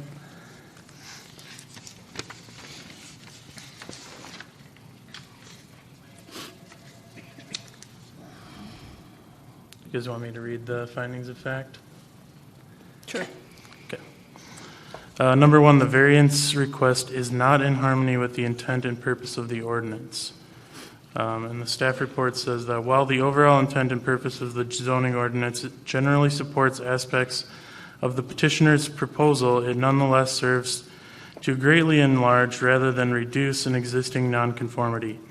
They are proposing to quadruple the allowable maximum that has been established in the Winona County zoning ordinance, the purpose for which is to protect the public health, safety, and welfare. A request that so substantially exceeds the clear intent and purpose of the ordinance is not in harmony of the ordinance. Is there any discussion on that? Well, I guess I'm willing to start a discussion on it because when I read that through, it seems like they tie public health, safety, and welfare on the number of cattle that are being asked for in this variance. And if in your packet, if you turn to page 21, and under number 5, it's staff's own analysis in that first paragraph that the MPCA determined that the expansion of Daily Farms of Lewiston LLP does not pose a reasonable threat to public health, safety, or welfare to Winona County residents. And if you move down to the 4th paragraph, it reiterates that same statement. The MPCA's findings of fact state Minnesota Pollution Control Agency determines that there are no potentially significant environmental effects expected to occur from the Daily Farms of Lewiston. So just from the own staff analysis, it just seems like we're kind of dog chasing its tail around here when one minute they say it substantially exceeds the clear intent and order of purpose of the ordinance, but yet their own findings prove that MPCA says that there is no substantial threat to public health, safety, and welfare. To take it one step further, if you turn to page 22 of your packet, under number 7,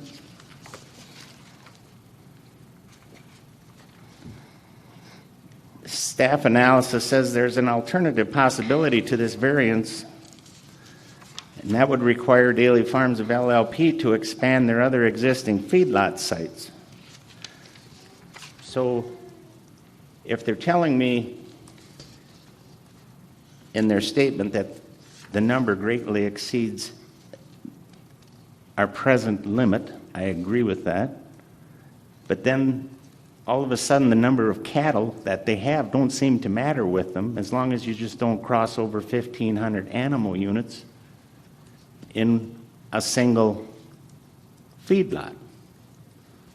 But if you go on and read what they say, however, and I think the however is really important, it is possible that this could cause more environmental damage to the Winona County's natural resources than the consolidated feedlot site expansion.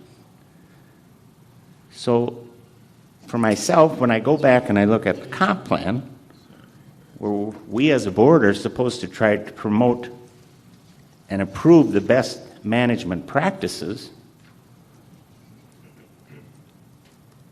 the best managed practice I can come up with, even by citing staff analysis, is you let those cattle all on a single feedlot.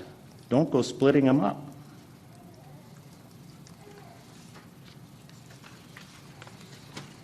Yeah, I would agree with that.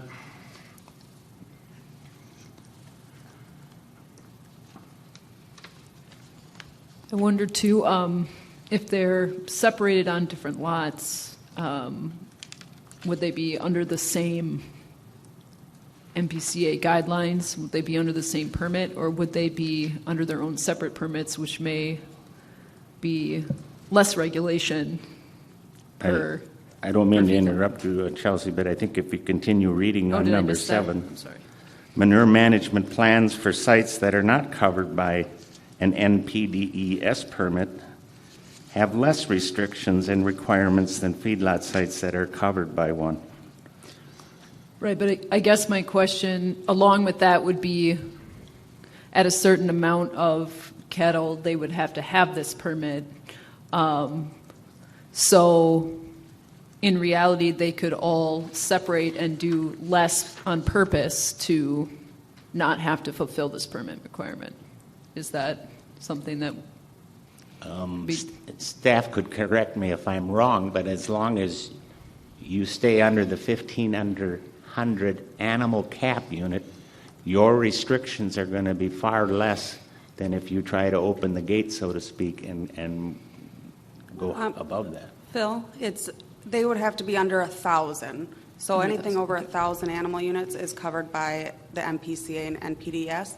So they could have 999, and then their restrictions would be far less. Okay, thank you.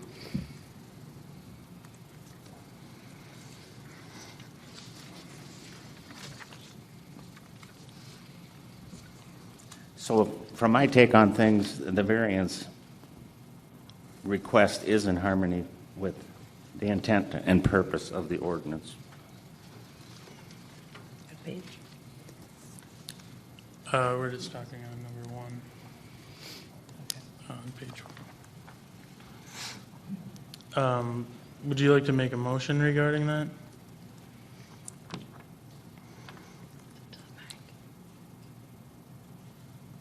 If there's no other further discussion, sure.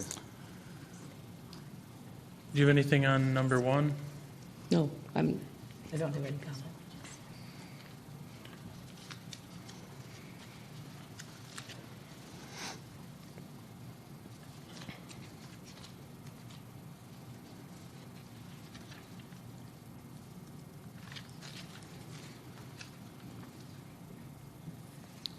I guess I don't really have any questions. So we would have to change the wording and explain exactly how you want to change that first item. Well, as my motion stated, the variance request is in harmony with the intent and purpose of the ordinance. I believe that by staff's own verbiage, there would be far less potential for public health, safety, and welfare if the feedlot was a consolidated feedlot, which would require a variance to cross the 1,500 animal unit. All right, so we have a motion by Mr. Schwantz to change the first finding of fact to state that the variance request is in harmony with the intent and purpose of the ordinance. Do we have a second?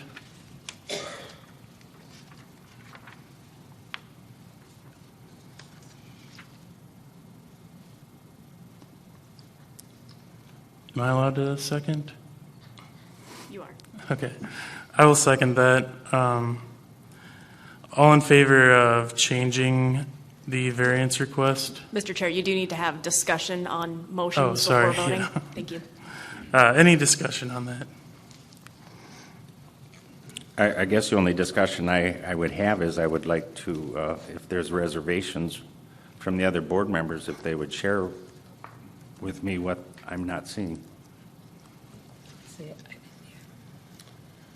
Can you say that a little bit louder for Elizabeth?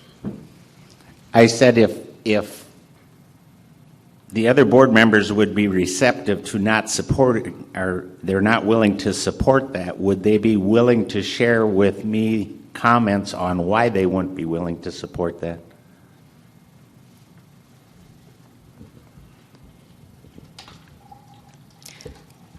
Yes, I would share. I believe that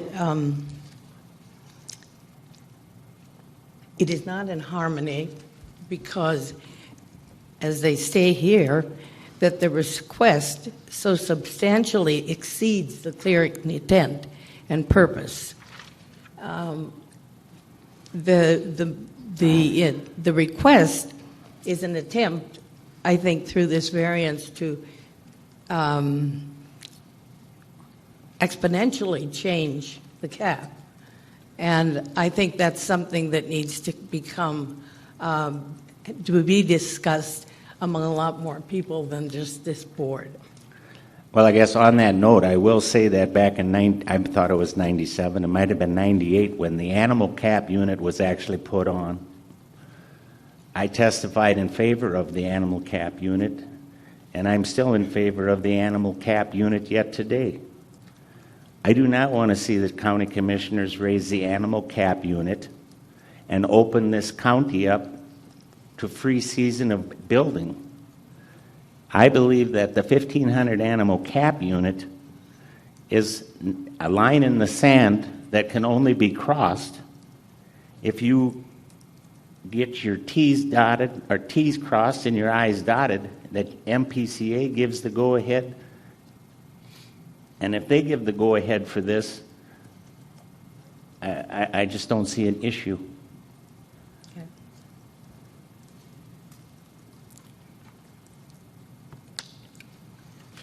Is there any more discussion on the current motion?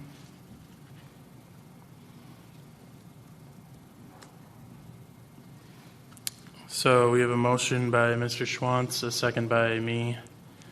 All in favor say aye. Aye. Aye. Aye. Opposed? We have one nay by Elizabeth Hubline. So that motion would pass. Do we want to move on to number 3?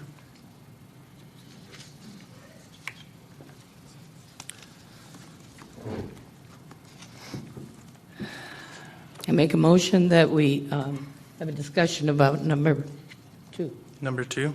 Okay.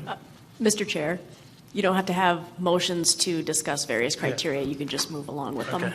Yeah, you can go ahead and discuss number 2 if you'd like.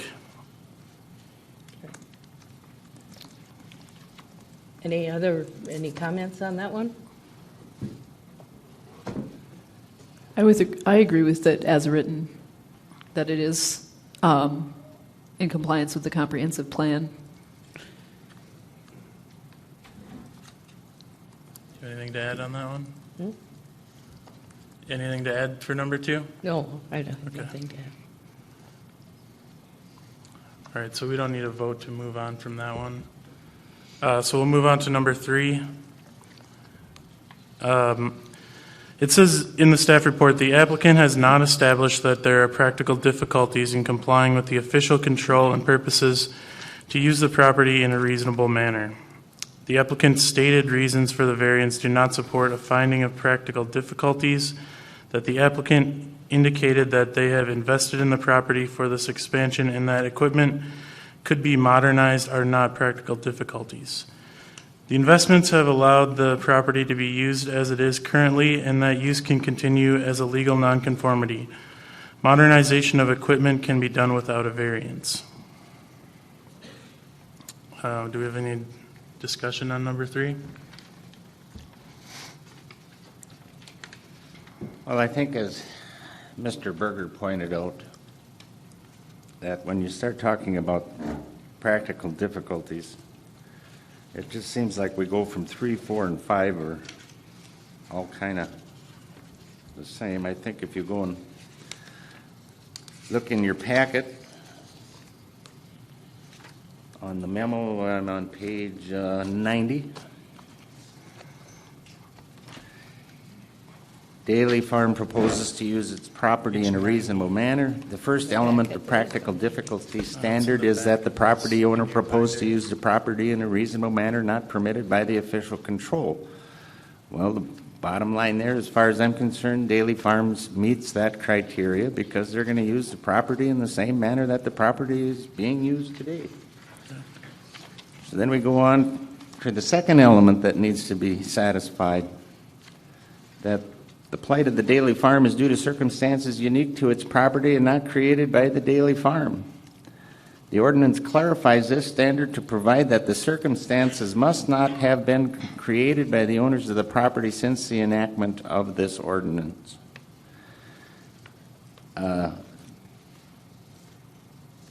their circumstances were, they invested and they built these facilities prior to the enactment of this ordinance. So I think they meet the definition for the second element. They didn't build all of them before the ordinance, though. Some of them were built after. With the sand separating system I only is asked fine. about that one. There may have been other ones, but that was the only one I asked about. But Separating new facilities from existing facilities would be both less efficient and cause more harm to the environment. That's backed up by staff analysis, and would therefore be contrary to both the stated purpose of the ordinance and with the values and policies of the comprehensive plan. And I agree with that statement because, as we read when we started, we're supposed to be using best management practices. Third element of practical difficulties, I'm still on page 92, under C. The variance, if granted, will not alter the essential character of the locality. And I believe Daly's farm operation is consistent with the agricultural character of the locale. The MPCA determined that the expansion does not pose a reasonable threat to public health, safety, or welfare to Winona residents. And again, it's the same type of use that it's being used for today.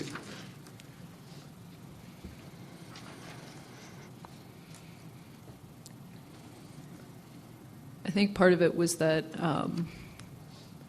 to me, just because they've added some more things since the ordinance, I don't consider that to necessarily be a practical difficulty, because did they have the goal in mind that they wanted to expand this large, so they built the infrastructure in there? Or is it that it just happened to come along that they wanted to do this and they had that stuff already in place and then tried for the variance?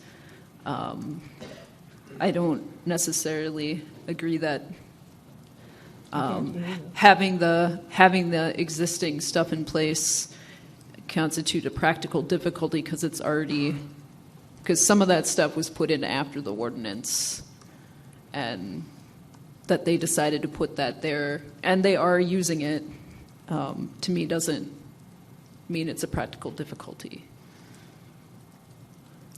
Well, I would agree that that applies to certain aspects, but one that stands out to me that the Daly's attorney brought up is the fact that this farm is situated on Highway 14, and I see on a daily basis medium and large size farms on gravel roads, and the amount of quarrying and hauling gravel and grading roads that goes into maintaining those roads versus Highway 14 is, you're talking a ton of extra diesel fuel every year, mining operations, all the extra maintenance, where they take care of all the gravel on their property, and the state highway is made to handle heavy traffic like that. That's a pretty big factor if you were to spread out all thousands of animal units amongst different farms. You're going to have a lot more traffic and a larger area of roads. I mean, I can't second guess Daly's decision in the operations and the things that they've added, but as far as I recall on the timetable, the only thing that they've added extra was that sand separating facility. And if you look at from an environmental standpoint, if you can recycle your water 20 or 30 times, whether or not they put that there for the event of further expansion. He also mentioned that that's the same process that you would have to go through, if I understood him correctly, that if you wanted to get into the methane digesters, which is a possibility.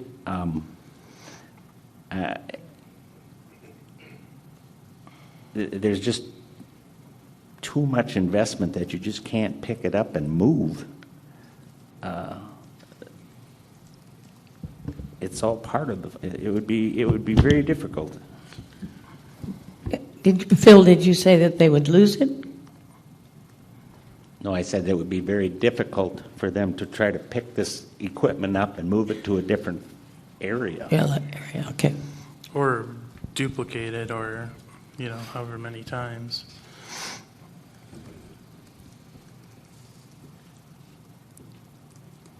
So the practical difficulty then, in your guys' mind, is that the access to the equipment would be, and the means to get it to and from, creates a practical difficulty. Yeah, it would be much more difficult to do those things in multiple areas rather than in one, consolidated area, yes.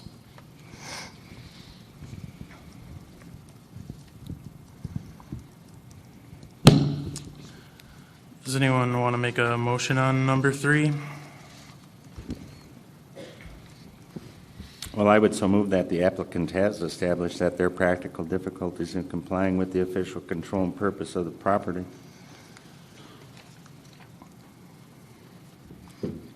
And if you want to know my reasons, I hate to just read it off verbatim, but the thought process of the Daly's attorney is as good as any. The Daly's Farms proposed use of the property is the same manner for which the property is currently being used and is expressly authorized.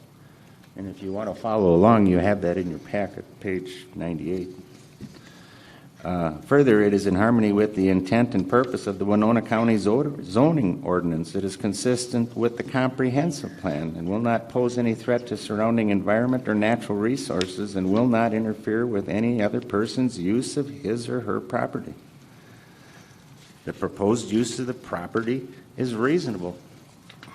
Daly Farms has established that there are practical difficulties in complying with the official control.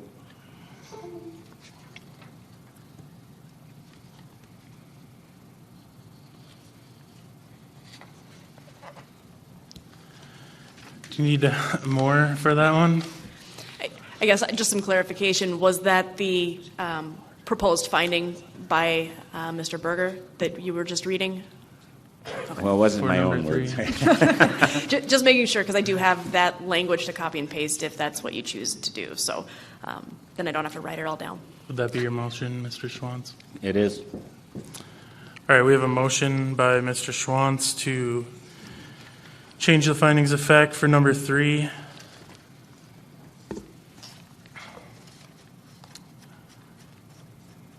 I'll second.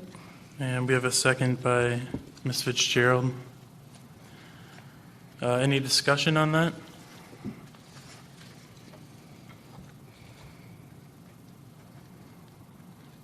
All right, hearing none, we'll put that up to a vote. All in favor of changing the finding of fact number 3? Do I need to read it? Reread How it? would it read? Maybe. You wouldn't have to read the findings, I don't think. You just have to read that the applicant has established. Ms. Hublein did ask that you read what it would then state. Would you like me to put that up on the screen? Yeah, that would be great. How would it read? She's going to bring it up. Okay.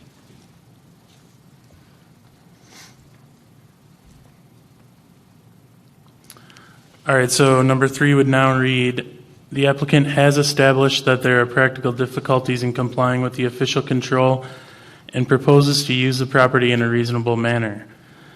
Daly Farms' proposed use of the property is the same use for which the property is currently being used and is an expressly authorized use. Further, it is in harmony with the intent and purpose of the Winona County zoning ordinance, is consistent with the comprehensive plan, will not pose any threat to the surrounding environment or natural resources, and will not interfere with any other person's use of his or her property. The proposed use of the property is reasonable, and the Daly Farm has established that there are practical difficulties in complying with the official control.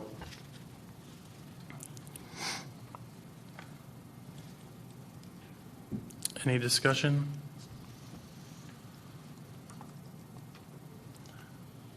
All right, so we have a motion and a second still on the table. All in favor, say aye. Aye. Aye. Aye. Opposed? Nay. Nay.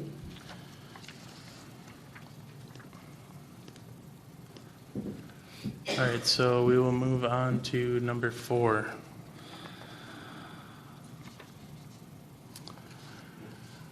Number 4 in the staff report reads, "The variance request is not due to special conditions or circumstances unique to the property, not created by the owners of the property since enactment of the ordinance. Applicant indicates that the existing facilities were completed prior to the adoption of the current regulation and that the unique facts of the property, including the existing facility, were not caused by the applicant since adoption of the ordinance. However, this is not a sufficient distinction from the neighboring properties or properties subject to the same restrictions. The fact that the applicant wishes to expand the current use of the property in ways that others do not is not sufficient. The petitioners have made methodical investments to create economies of scale which do not relate to the spatial and regulatory land constraints of this particular building site."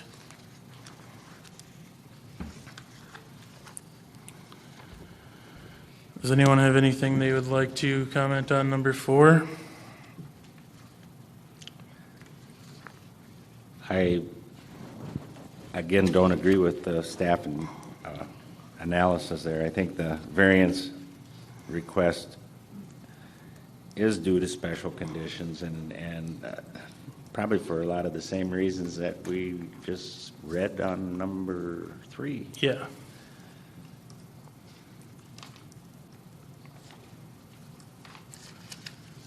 And I guess if you're looking for further explanation on that, again, I would refer to the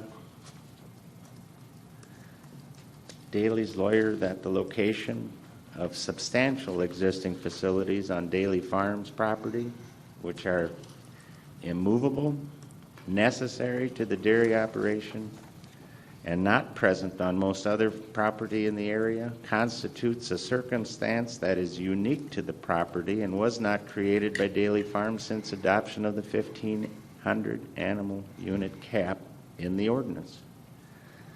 Further, construction of separate facilities on different properties would create significant economic costs as well as non-economic costs such as increased traffic and fossil fuel use.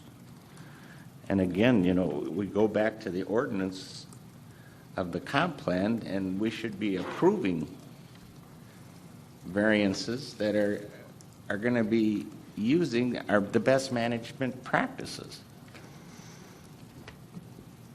Yeah, and I would again reiterate the things I said on number 3. As far as special conditions, the location on Highway 14 is a pretty big deal.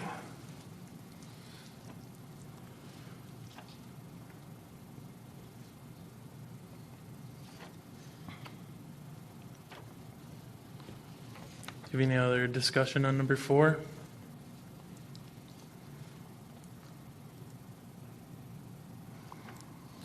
All right. Would you like to make a motion on that one? Anyone? So move.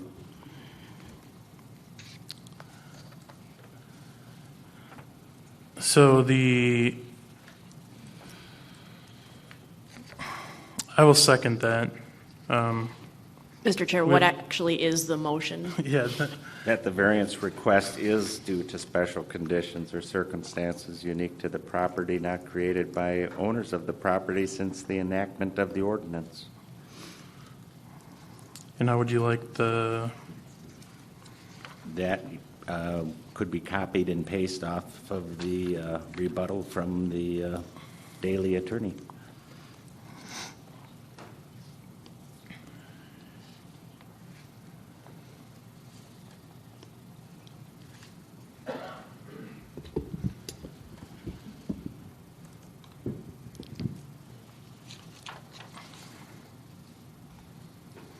So we have a motion and a second. Any discussion on that?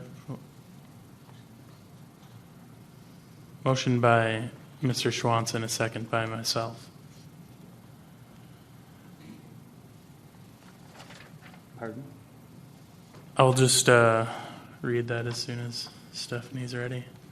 Is that ready to go? Okay. So I believe that would read, the variance request is due to special conditions or circumstances? It's No? not. Okay. What's highlighted on the screen is the Daley's proposed finding, not Okay. the staff proposed finding. Okay, yeah, sorry. The variance request is not due to special conditions or circumstances unique to the property, not created by the owners of the property since enactment of the ordinance. Was I right there? So this was copied and pasted from what they submitted, Okay. and what they submitted had the is not. I'm assuming that they did intend for that to read, the variance request is due to special conditions. Mr. Schwanz, Well, would I you don't like know. that to read, the request is due to special conditions? That's the way it's written on page 99, under Okay. number 4. All right, I will read that one. The variance request is due to special conditions or circumstances unique to the property, not created by owners of the property since enactment of the ordinance. The location of substantial existing facilities on Daley Farms property, which are immovable, necessary to the dairy operation, and not present on most other property in the area, constitutes a circumstance that is unique to the property and was not created by Daley Farms since adoption of the 1,500 animal unit cap in the ordinance. Further, construction of separate facilities on different properties would create significant economic costs as well as non-economic costs, such as increased traffic and fossil fuel use. So there we have a motion and a second. Any discussion now? All right, hearing none, I will put that up to a vote. All in favor say aye. Aye. Aye. Opposed? No? What if I'm not sure? Do I have to vote one way or the other? I do? Do I call the vote again? Sure. Yeah, recall the vote. please. All right. All in favor say aye. Aye. Opposed? No? Sorry. So I say aye. Say aye. Okay.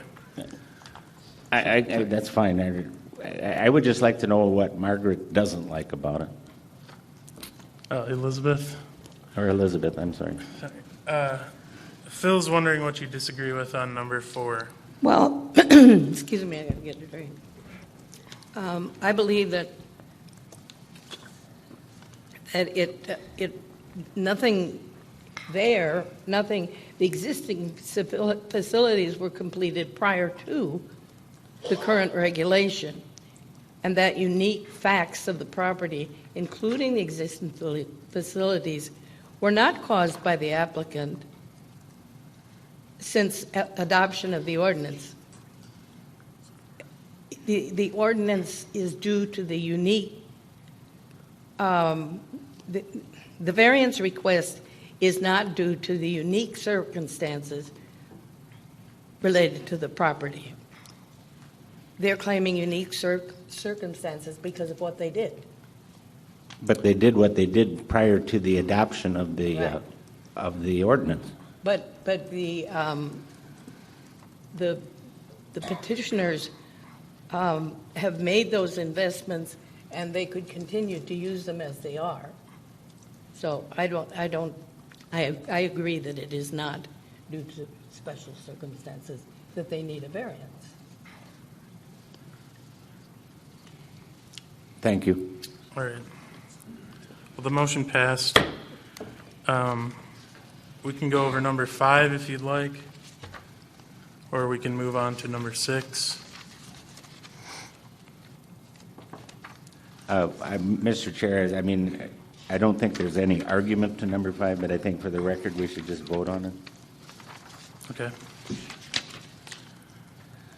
All in favor of accepting number 5 as written? Mr. Chair, you have to have a motion Sorry, before you can yeah. vote. Would you like to make a motion on that? I so move. All right, I'll second that. So all in favor of adopting number 5 as written in the staff presented findings of fact?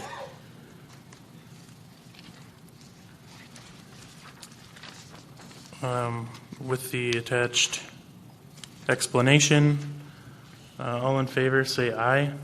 Aye. Aye. Aye. Opposed? All right, that passed. So we'll move on to number 6. I'll read it.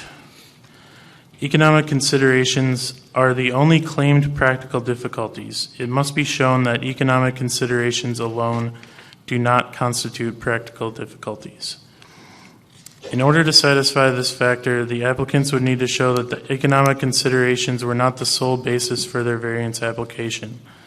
However, the stated grounds for the expansion are exclusively economic considerations. The applicant stated that providing jobs for additional family members and supporting others making a living by farming in the area is a primary reason for the variance request. Other stated grounds include operational economic efficiencies and receiving benefits for the investments already made in the facility, which are also economic considerations. Therefore, the applicant has not met this criteria. Is there any discussion on number 6? Well, the only thing that I would say is having sat on this board as long as I have, and there have been many times that the decisions we've made, though not directly but indirectly, would economically benefit the person receiving the variance. Yeah. Having said that, I believe part of what dailies are is economic, but to focus solely on that and not to look at what the benefits are to Winona County as far as protecting our natural resources and doing the things of promoting policies that will support Winona County's strong, traditionally, locally owned agriculture operations. I mean, I just don't believe it's being claimed as a practical difficulty.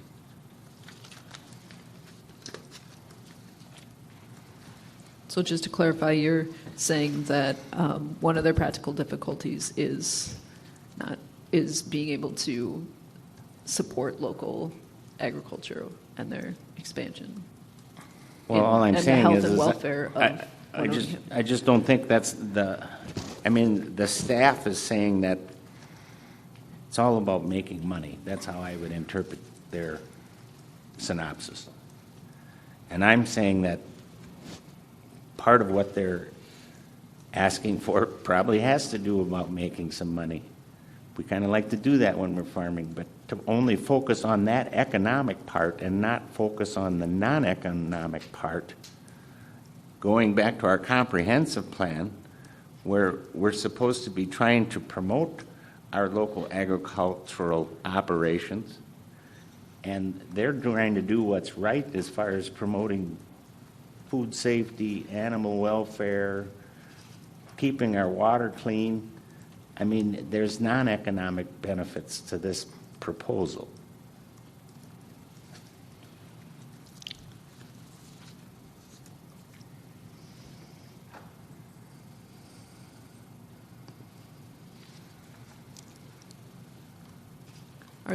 Are the But wouldn't, go ahead. no, go ahead. But I guess my question is, wouldn't all those things be happening anyway? That should be part of their normal practice. They're needing this variance to make sure that they have the capacity to support the family that wants to come in on the business and be part of that. These other things would be there anyway. I guess I'm trying to follow your line of thinking. Well, but- in trying to justify it, just what you read are things, their motivation is non-economic, reduce environmental impact, welfare, safety, food safety. All of those things are there now if they're practicing what they say they're practicing. So that doesn't have any effect with expansion. That's going to continue. What they need is to bring more revenue into the firm. But they're also proposing to try to do it under the best management practices, not divide these feedlots up, not have multiple feed sites that you're burning up more fossil fuel, that you are putting more stress on our township, county roads. Mm-hmm. Yeah, I think all those things would be more difficult if they were to expand by other means. There are other ways to expand. Yeah, I agree, but I think it would be more difficult than through this variance. When we talk about expansion, do we always have to talk about within the specific arena that they're dealing in? Many dairies have gone to value-added practices that expand their revenue without necessarily expanding their AU at the rate that this request is asking for. And so I can't go along with saying that they have stated other practical difficulties, because those are the things that will stay the same whether they bring any more money in or not.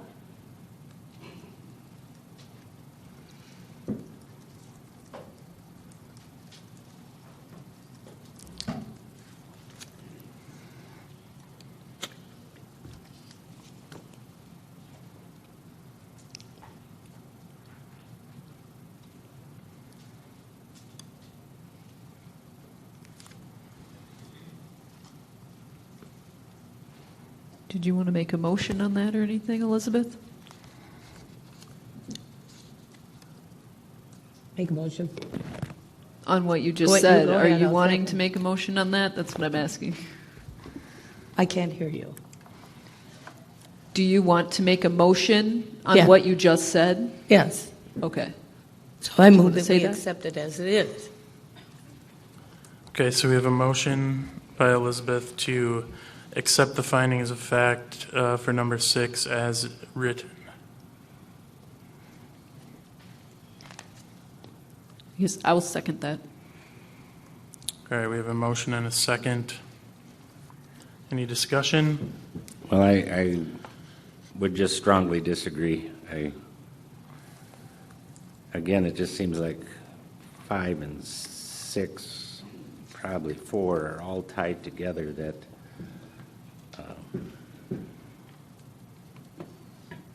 I think the non-economic considerations motivating this variance request include reducing environmental impact of its operations, promoting animal welfare, promoting food safety, and ensuring the continued safety and well-being of its employees. And that follows our comprehensive plan.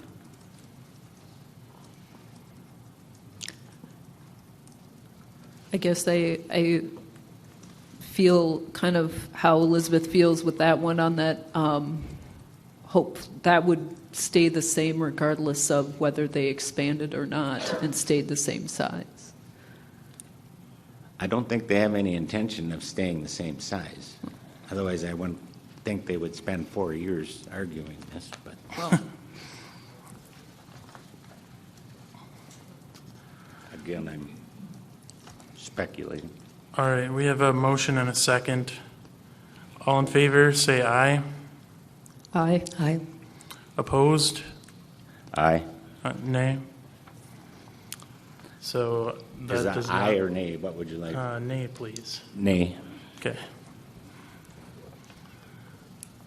So that does not pass.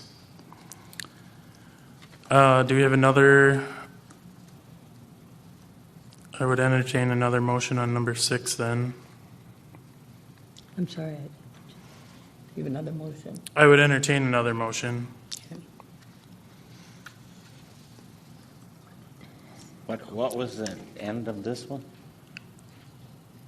We just voted on It did not something. pass. Yeah, so we're going to do it again?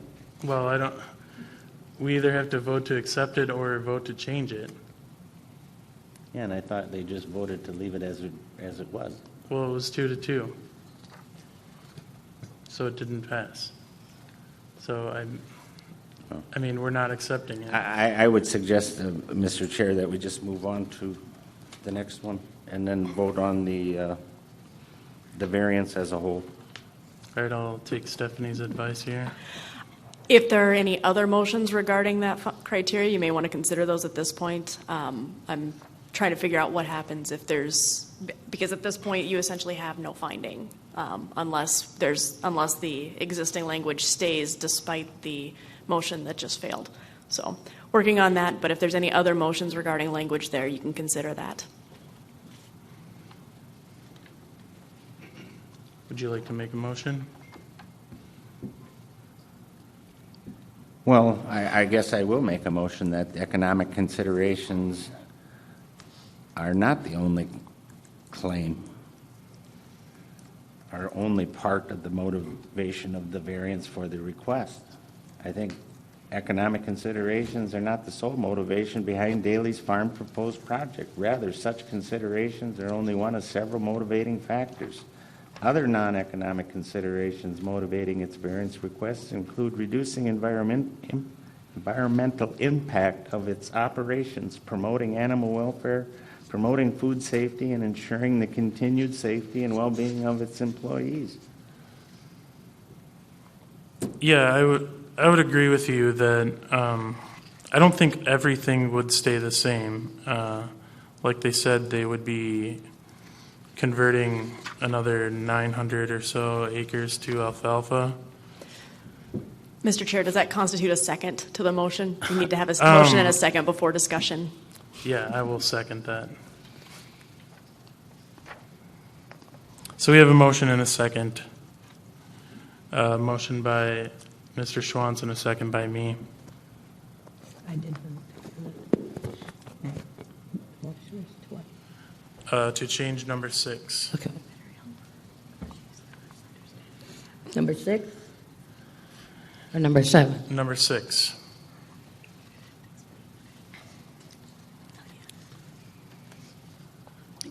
And are you looking to have the proposed language by the Daly's attorney substituted for the draft findings? Is that what the motion includes, or is there different language you would like included? No, that would be their attorney's I thought verbiage. that was voted on. Yes, it didn't pass. Okay.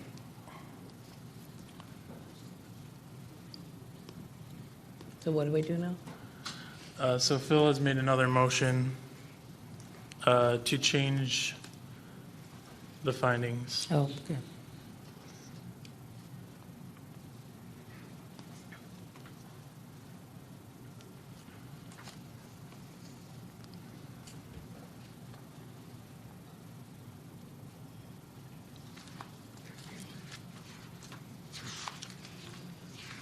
So what are you proposing it reads? Is that, Stephanie, is that, okay, I can read that.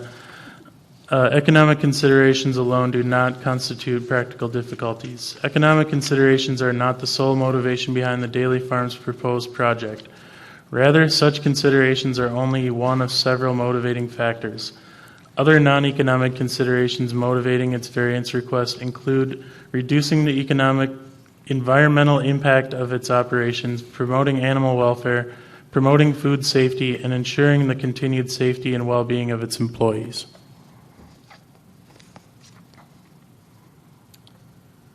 So we have a motion and a second to change to the wording as written on the screen. All in favor say aye. Aye. Aye. Opposed? No. Nay. So that doesn't pass either. We can move on to number 7 then.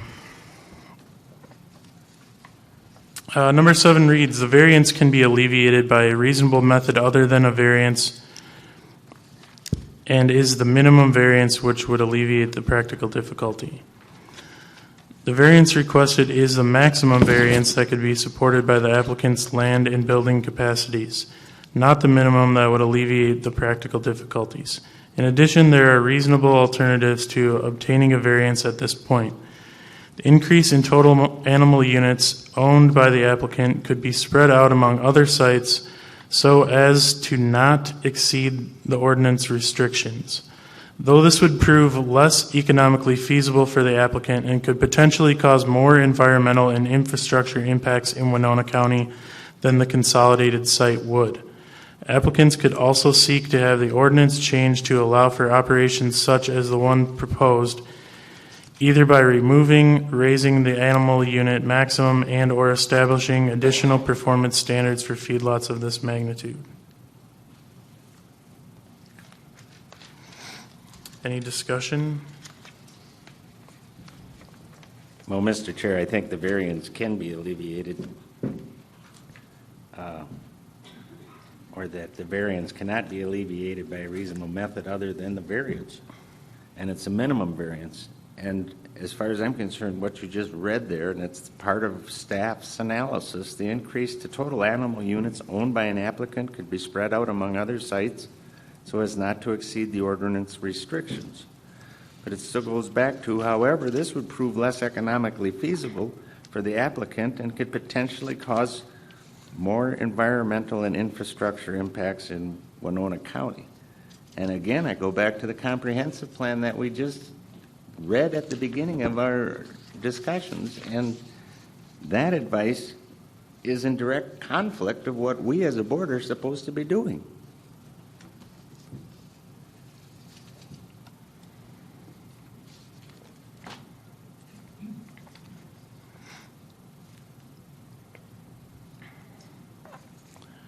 Would anyone like to make a motion on number 7? I think I already did, didn't I? Is that a motion? Well, if it isn't, I'll make it as a motion. Okay.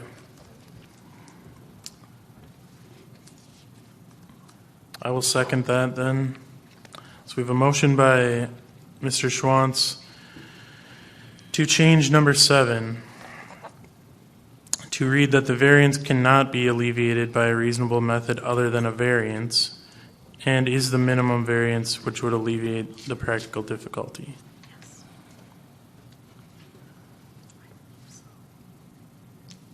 Second. And the explanation of that one would read,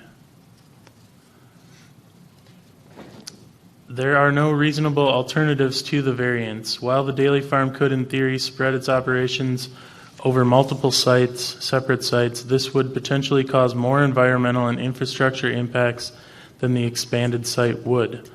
Further, that there is, as in the case with any variance application, a theoretical alternative of seeking to have the ordinance changed is not a sufficient basis for denying the variance request. In addition, Daily Farms' requested variance is the minimum variance under the applicable standard.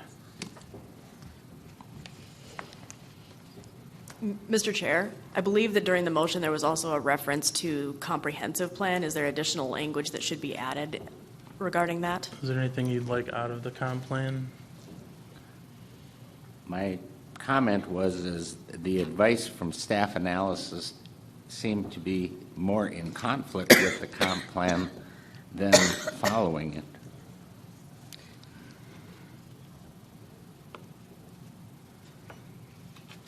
So is there language, is that the language you want included in there, or is there additional language other than what was proposed by the Dailies?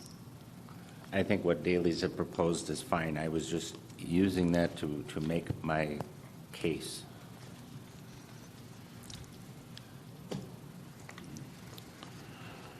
All right, so we have a motion and a second on number 7.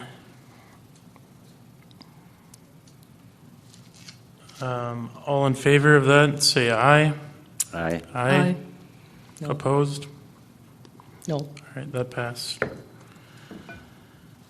So we can vote on number 8, If someone would like to make a motion to accept number 8 as is.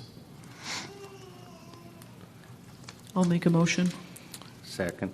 All right, we have a motion by Ms. Fitzgerald and a second by Mr. Schwantz to accept number 8 as written. Any discussion on that?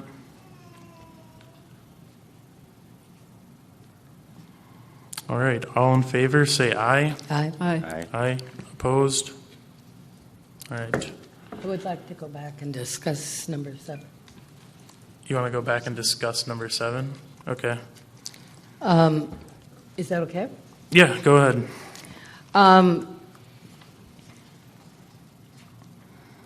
I guess I have not, the variance is, the relationship it has to the cap, and then also what other ways or means might be reasonable to meet their objective. As I noted before, there are several dairies around the county and in other counties where instead of increasing herd size, they diversified more. They used value-added products. Both milk and manure are valuable products. And there's a plethora of things that can be done with milk that other dairies have done and stayed in business, made good money, expanded their reach. And manure is another valuable product that has a lot of value-added options. And I know other dairies in a couple other states, Colorado, where I used to live, and Wisconsin, where they've used manure as a way not to put only back on fields, but to also use to make compost that is used as well. So I think there could be reasonable methods to alleviate the need for that variance. So discussion? Anyone have anything else to add on that one?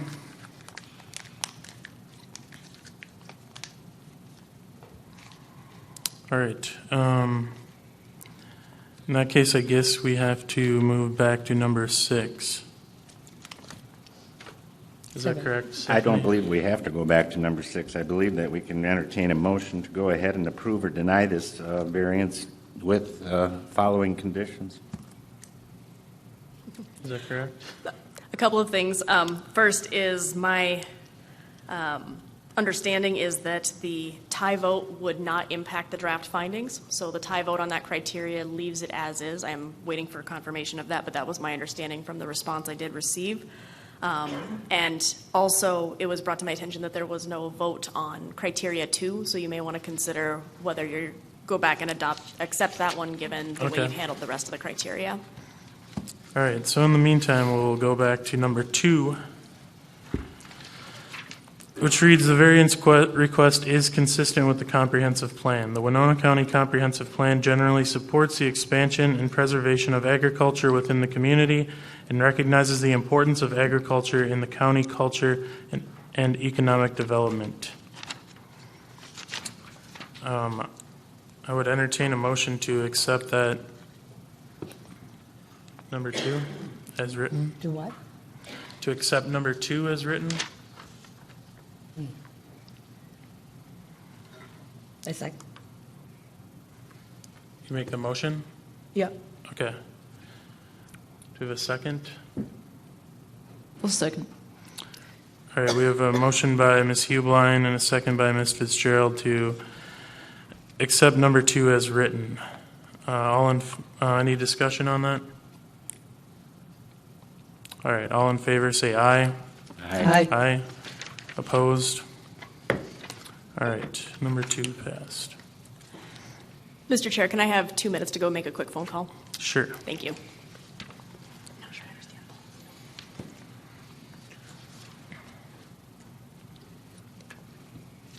So where did we go with that? New place? Stephanie has to make a phone call Okay. to see how we proceed from here. Okay.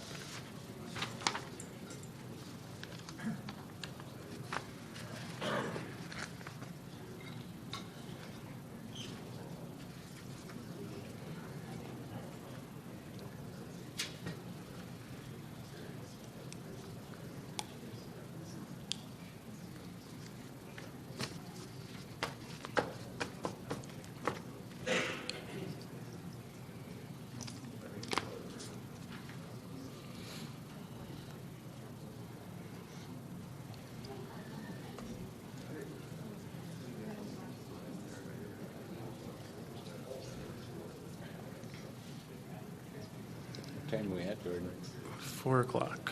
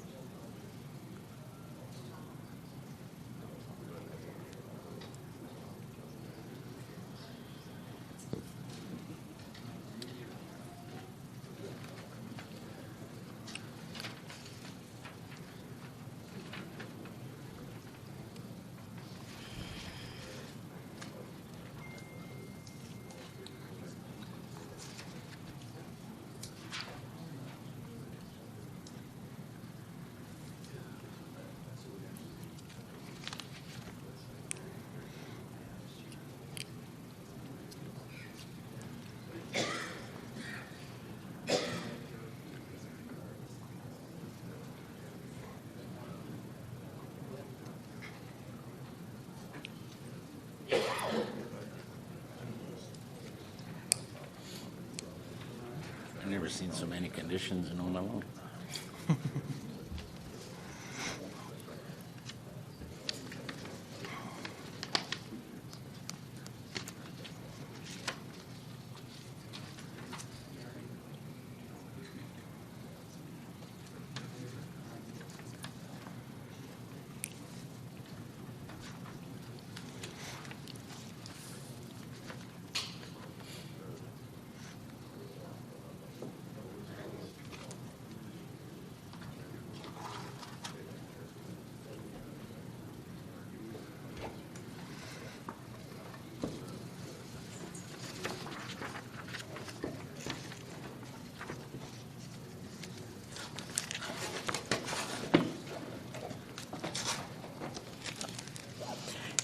Are you ready? Sure. My understanding regarding criteria 6 is that we can move forward without reconsidering it. It could potentially come into play depending on the outcome of a final vote. If there is a split and the basis for not approving it does include that as a basis, then the finding would stay in as proposed. If it gets approved, then that finding would be removed from the final document. Does that make sense? So if there were to be a motion to accept the findings of facts minus number 6? I think that since you've already voted on each of the criteria, you can skip that part this time. Normally, we would have you do that. You've either modified or approved every finding on its own. So I think at this point, if there was just a simple motion to approve or deny the variance presented, you could handle it that way. And then from there, we'd ask that during discussion, everyone make sure to state their basis for why they're voting the way they do.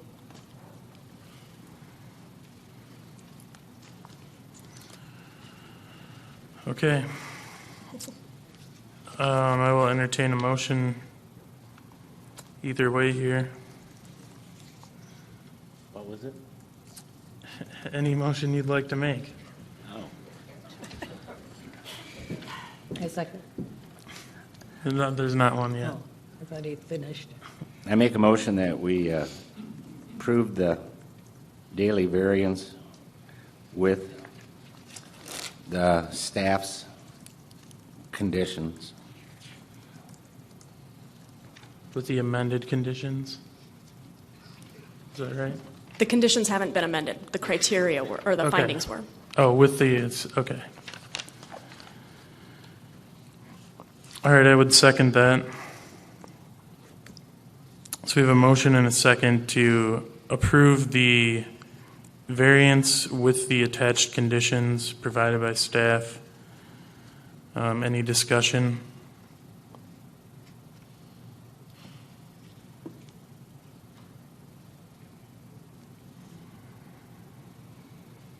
All right. All in favor, say aye. Aye. Aye.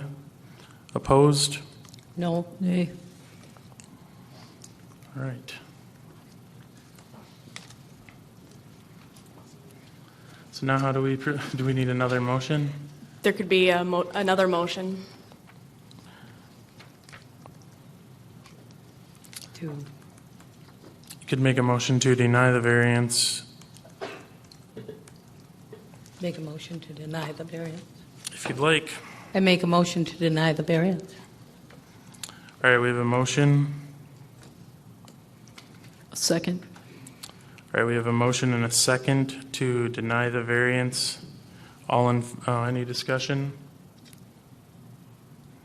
You know, the only discussion I'm going to have is you have an opportunity as a board to follow what the comprehensive plan says we as a board should be doing, and that's promoting the health and welfare of the agricultural community, aka in this situation, a family farm. And you can't get over the hump that, and again, I don't know what the dailies are thinking, but they can have this many cows if they divide it up into multiple feedlots, cause more environmental harm, and even under staff's analysis agrees with that conclusion, that the variance would be more in harmony with the comprehensive plan than by not granting it. Yes, and I think we also have an opportunity to attach these conditions, which in the other case would not, none of these would be considered or apply.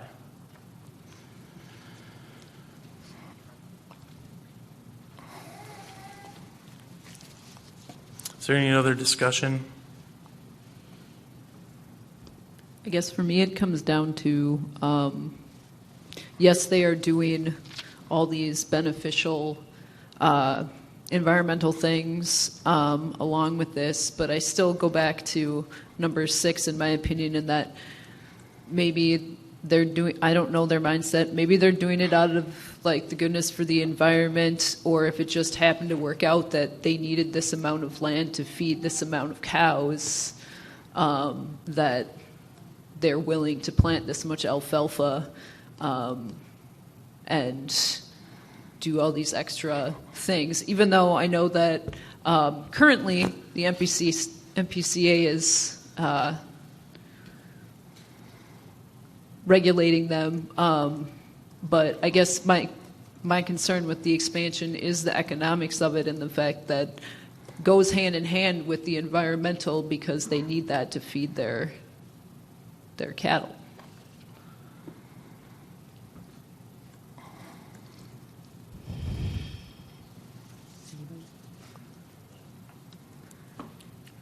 Yeah, I just don't agree that, I mean, as you mentioned, the environmental factors, that's saying right there that there's another thing other than economic factors, which is what the question is asking. You know, essentially, is that the only thing? And I mean, you just said there are environmental reasons, so that would say that that's not the only thing. But I guess those practices have been going on. And what I'm saying is they're doing that because they need to feed their animals to benefit them economically and in fact grow their herd. Could they feed them? I mean, I don't know that much about cattle, but do they need to feed them alfalfa, or are they doing that because that is the best environmental thing also, along with their expansion? Or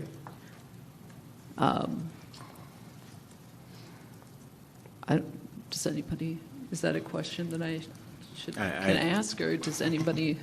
Maybe the Dailies they can answer that question. I mean, I don't want to get into what their forage diet is for their dairy herd. Would you like to ask him that question? Can I still do that, or is that? This should be time for discussion. If it's an answer that will sway discussion one way or another, you can ask it, but it should be primarily discussion at this point. Okay.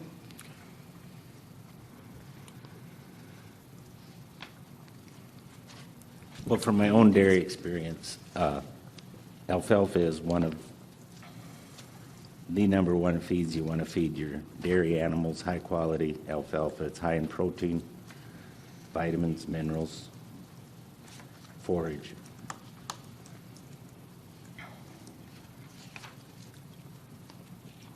So by growing their herd for their the economics of it, they would need the alfalfa to feed them in reality. Correct. The expansion number that they're speaking of, if I interpret it correctly, is they want to add another 900 acres. Okay.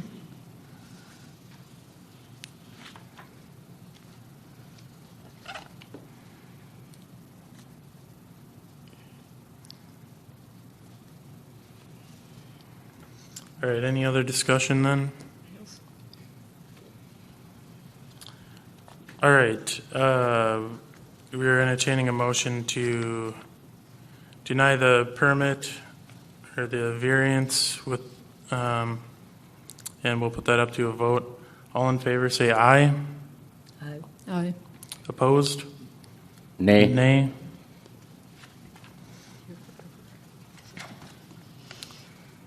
So I don't know how to proceed from here. Unless there's any additional motions, the Minnesota statute 15.99 subdivision 2 paren B would apply regarding the tie vote.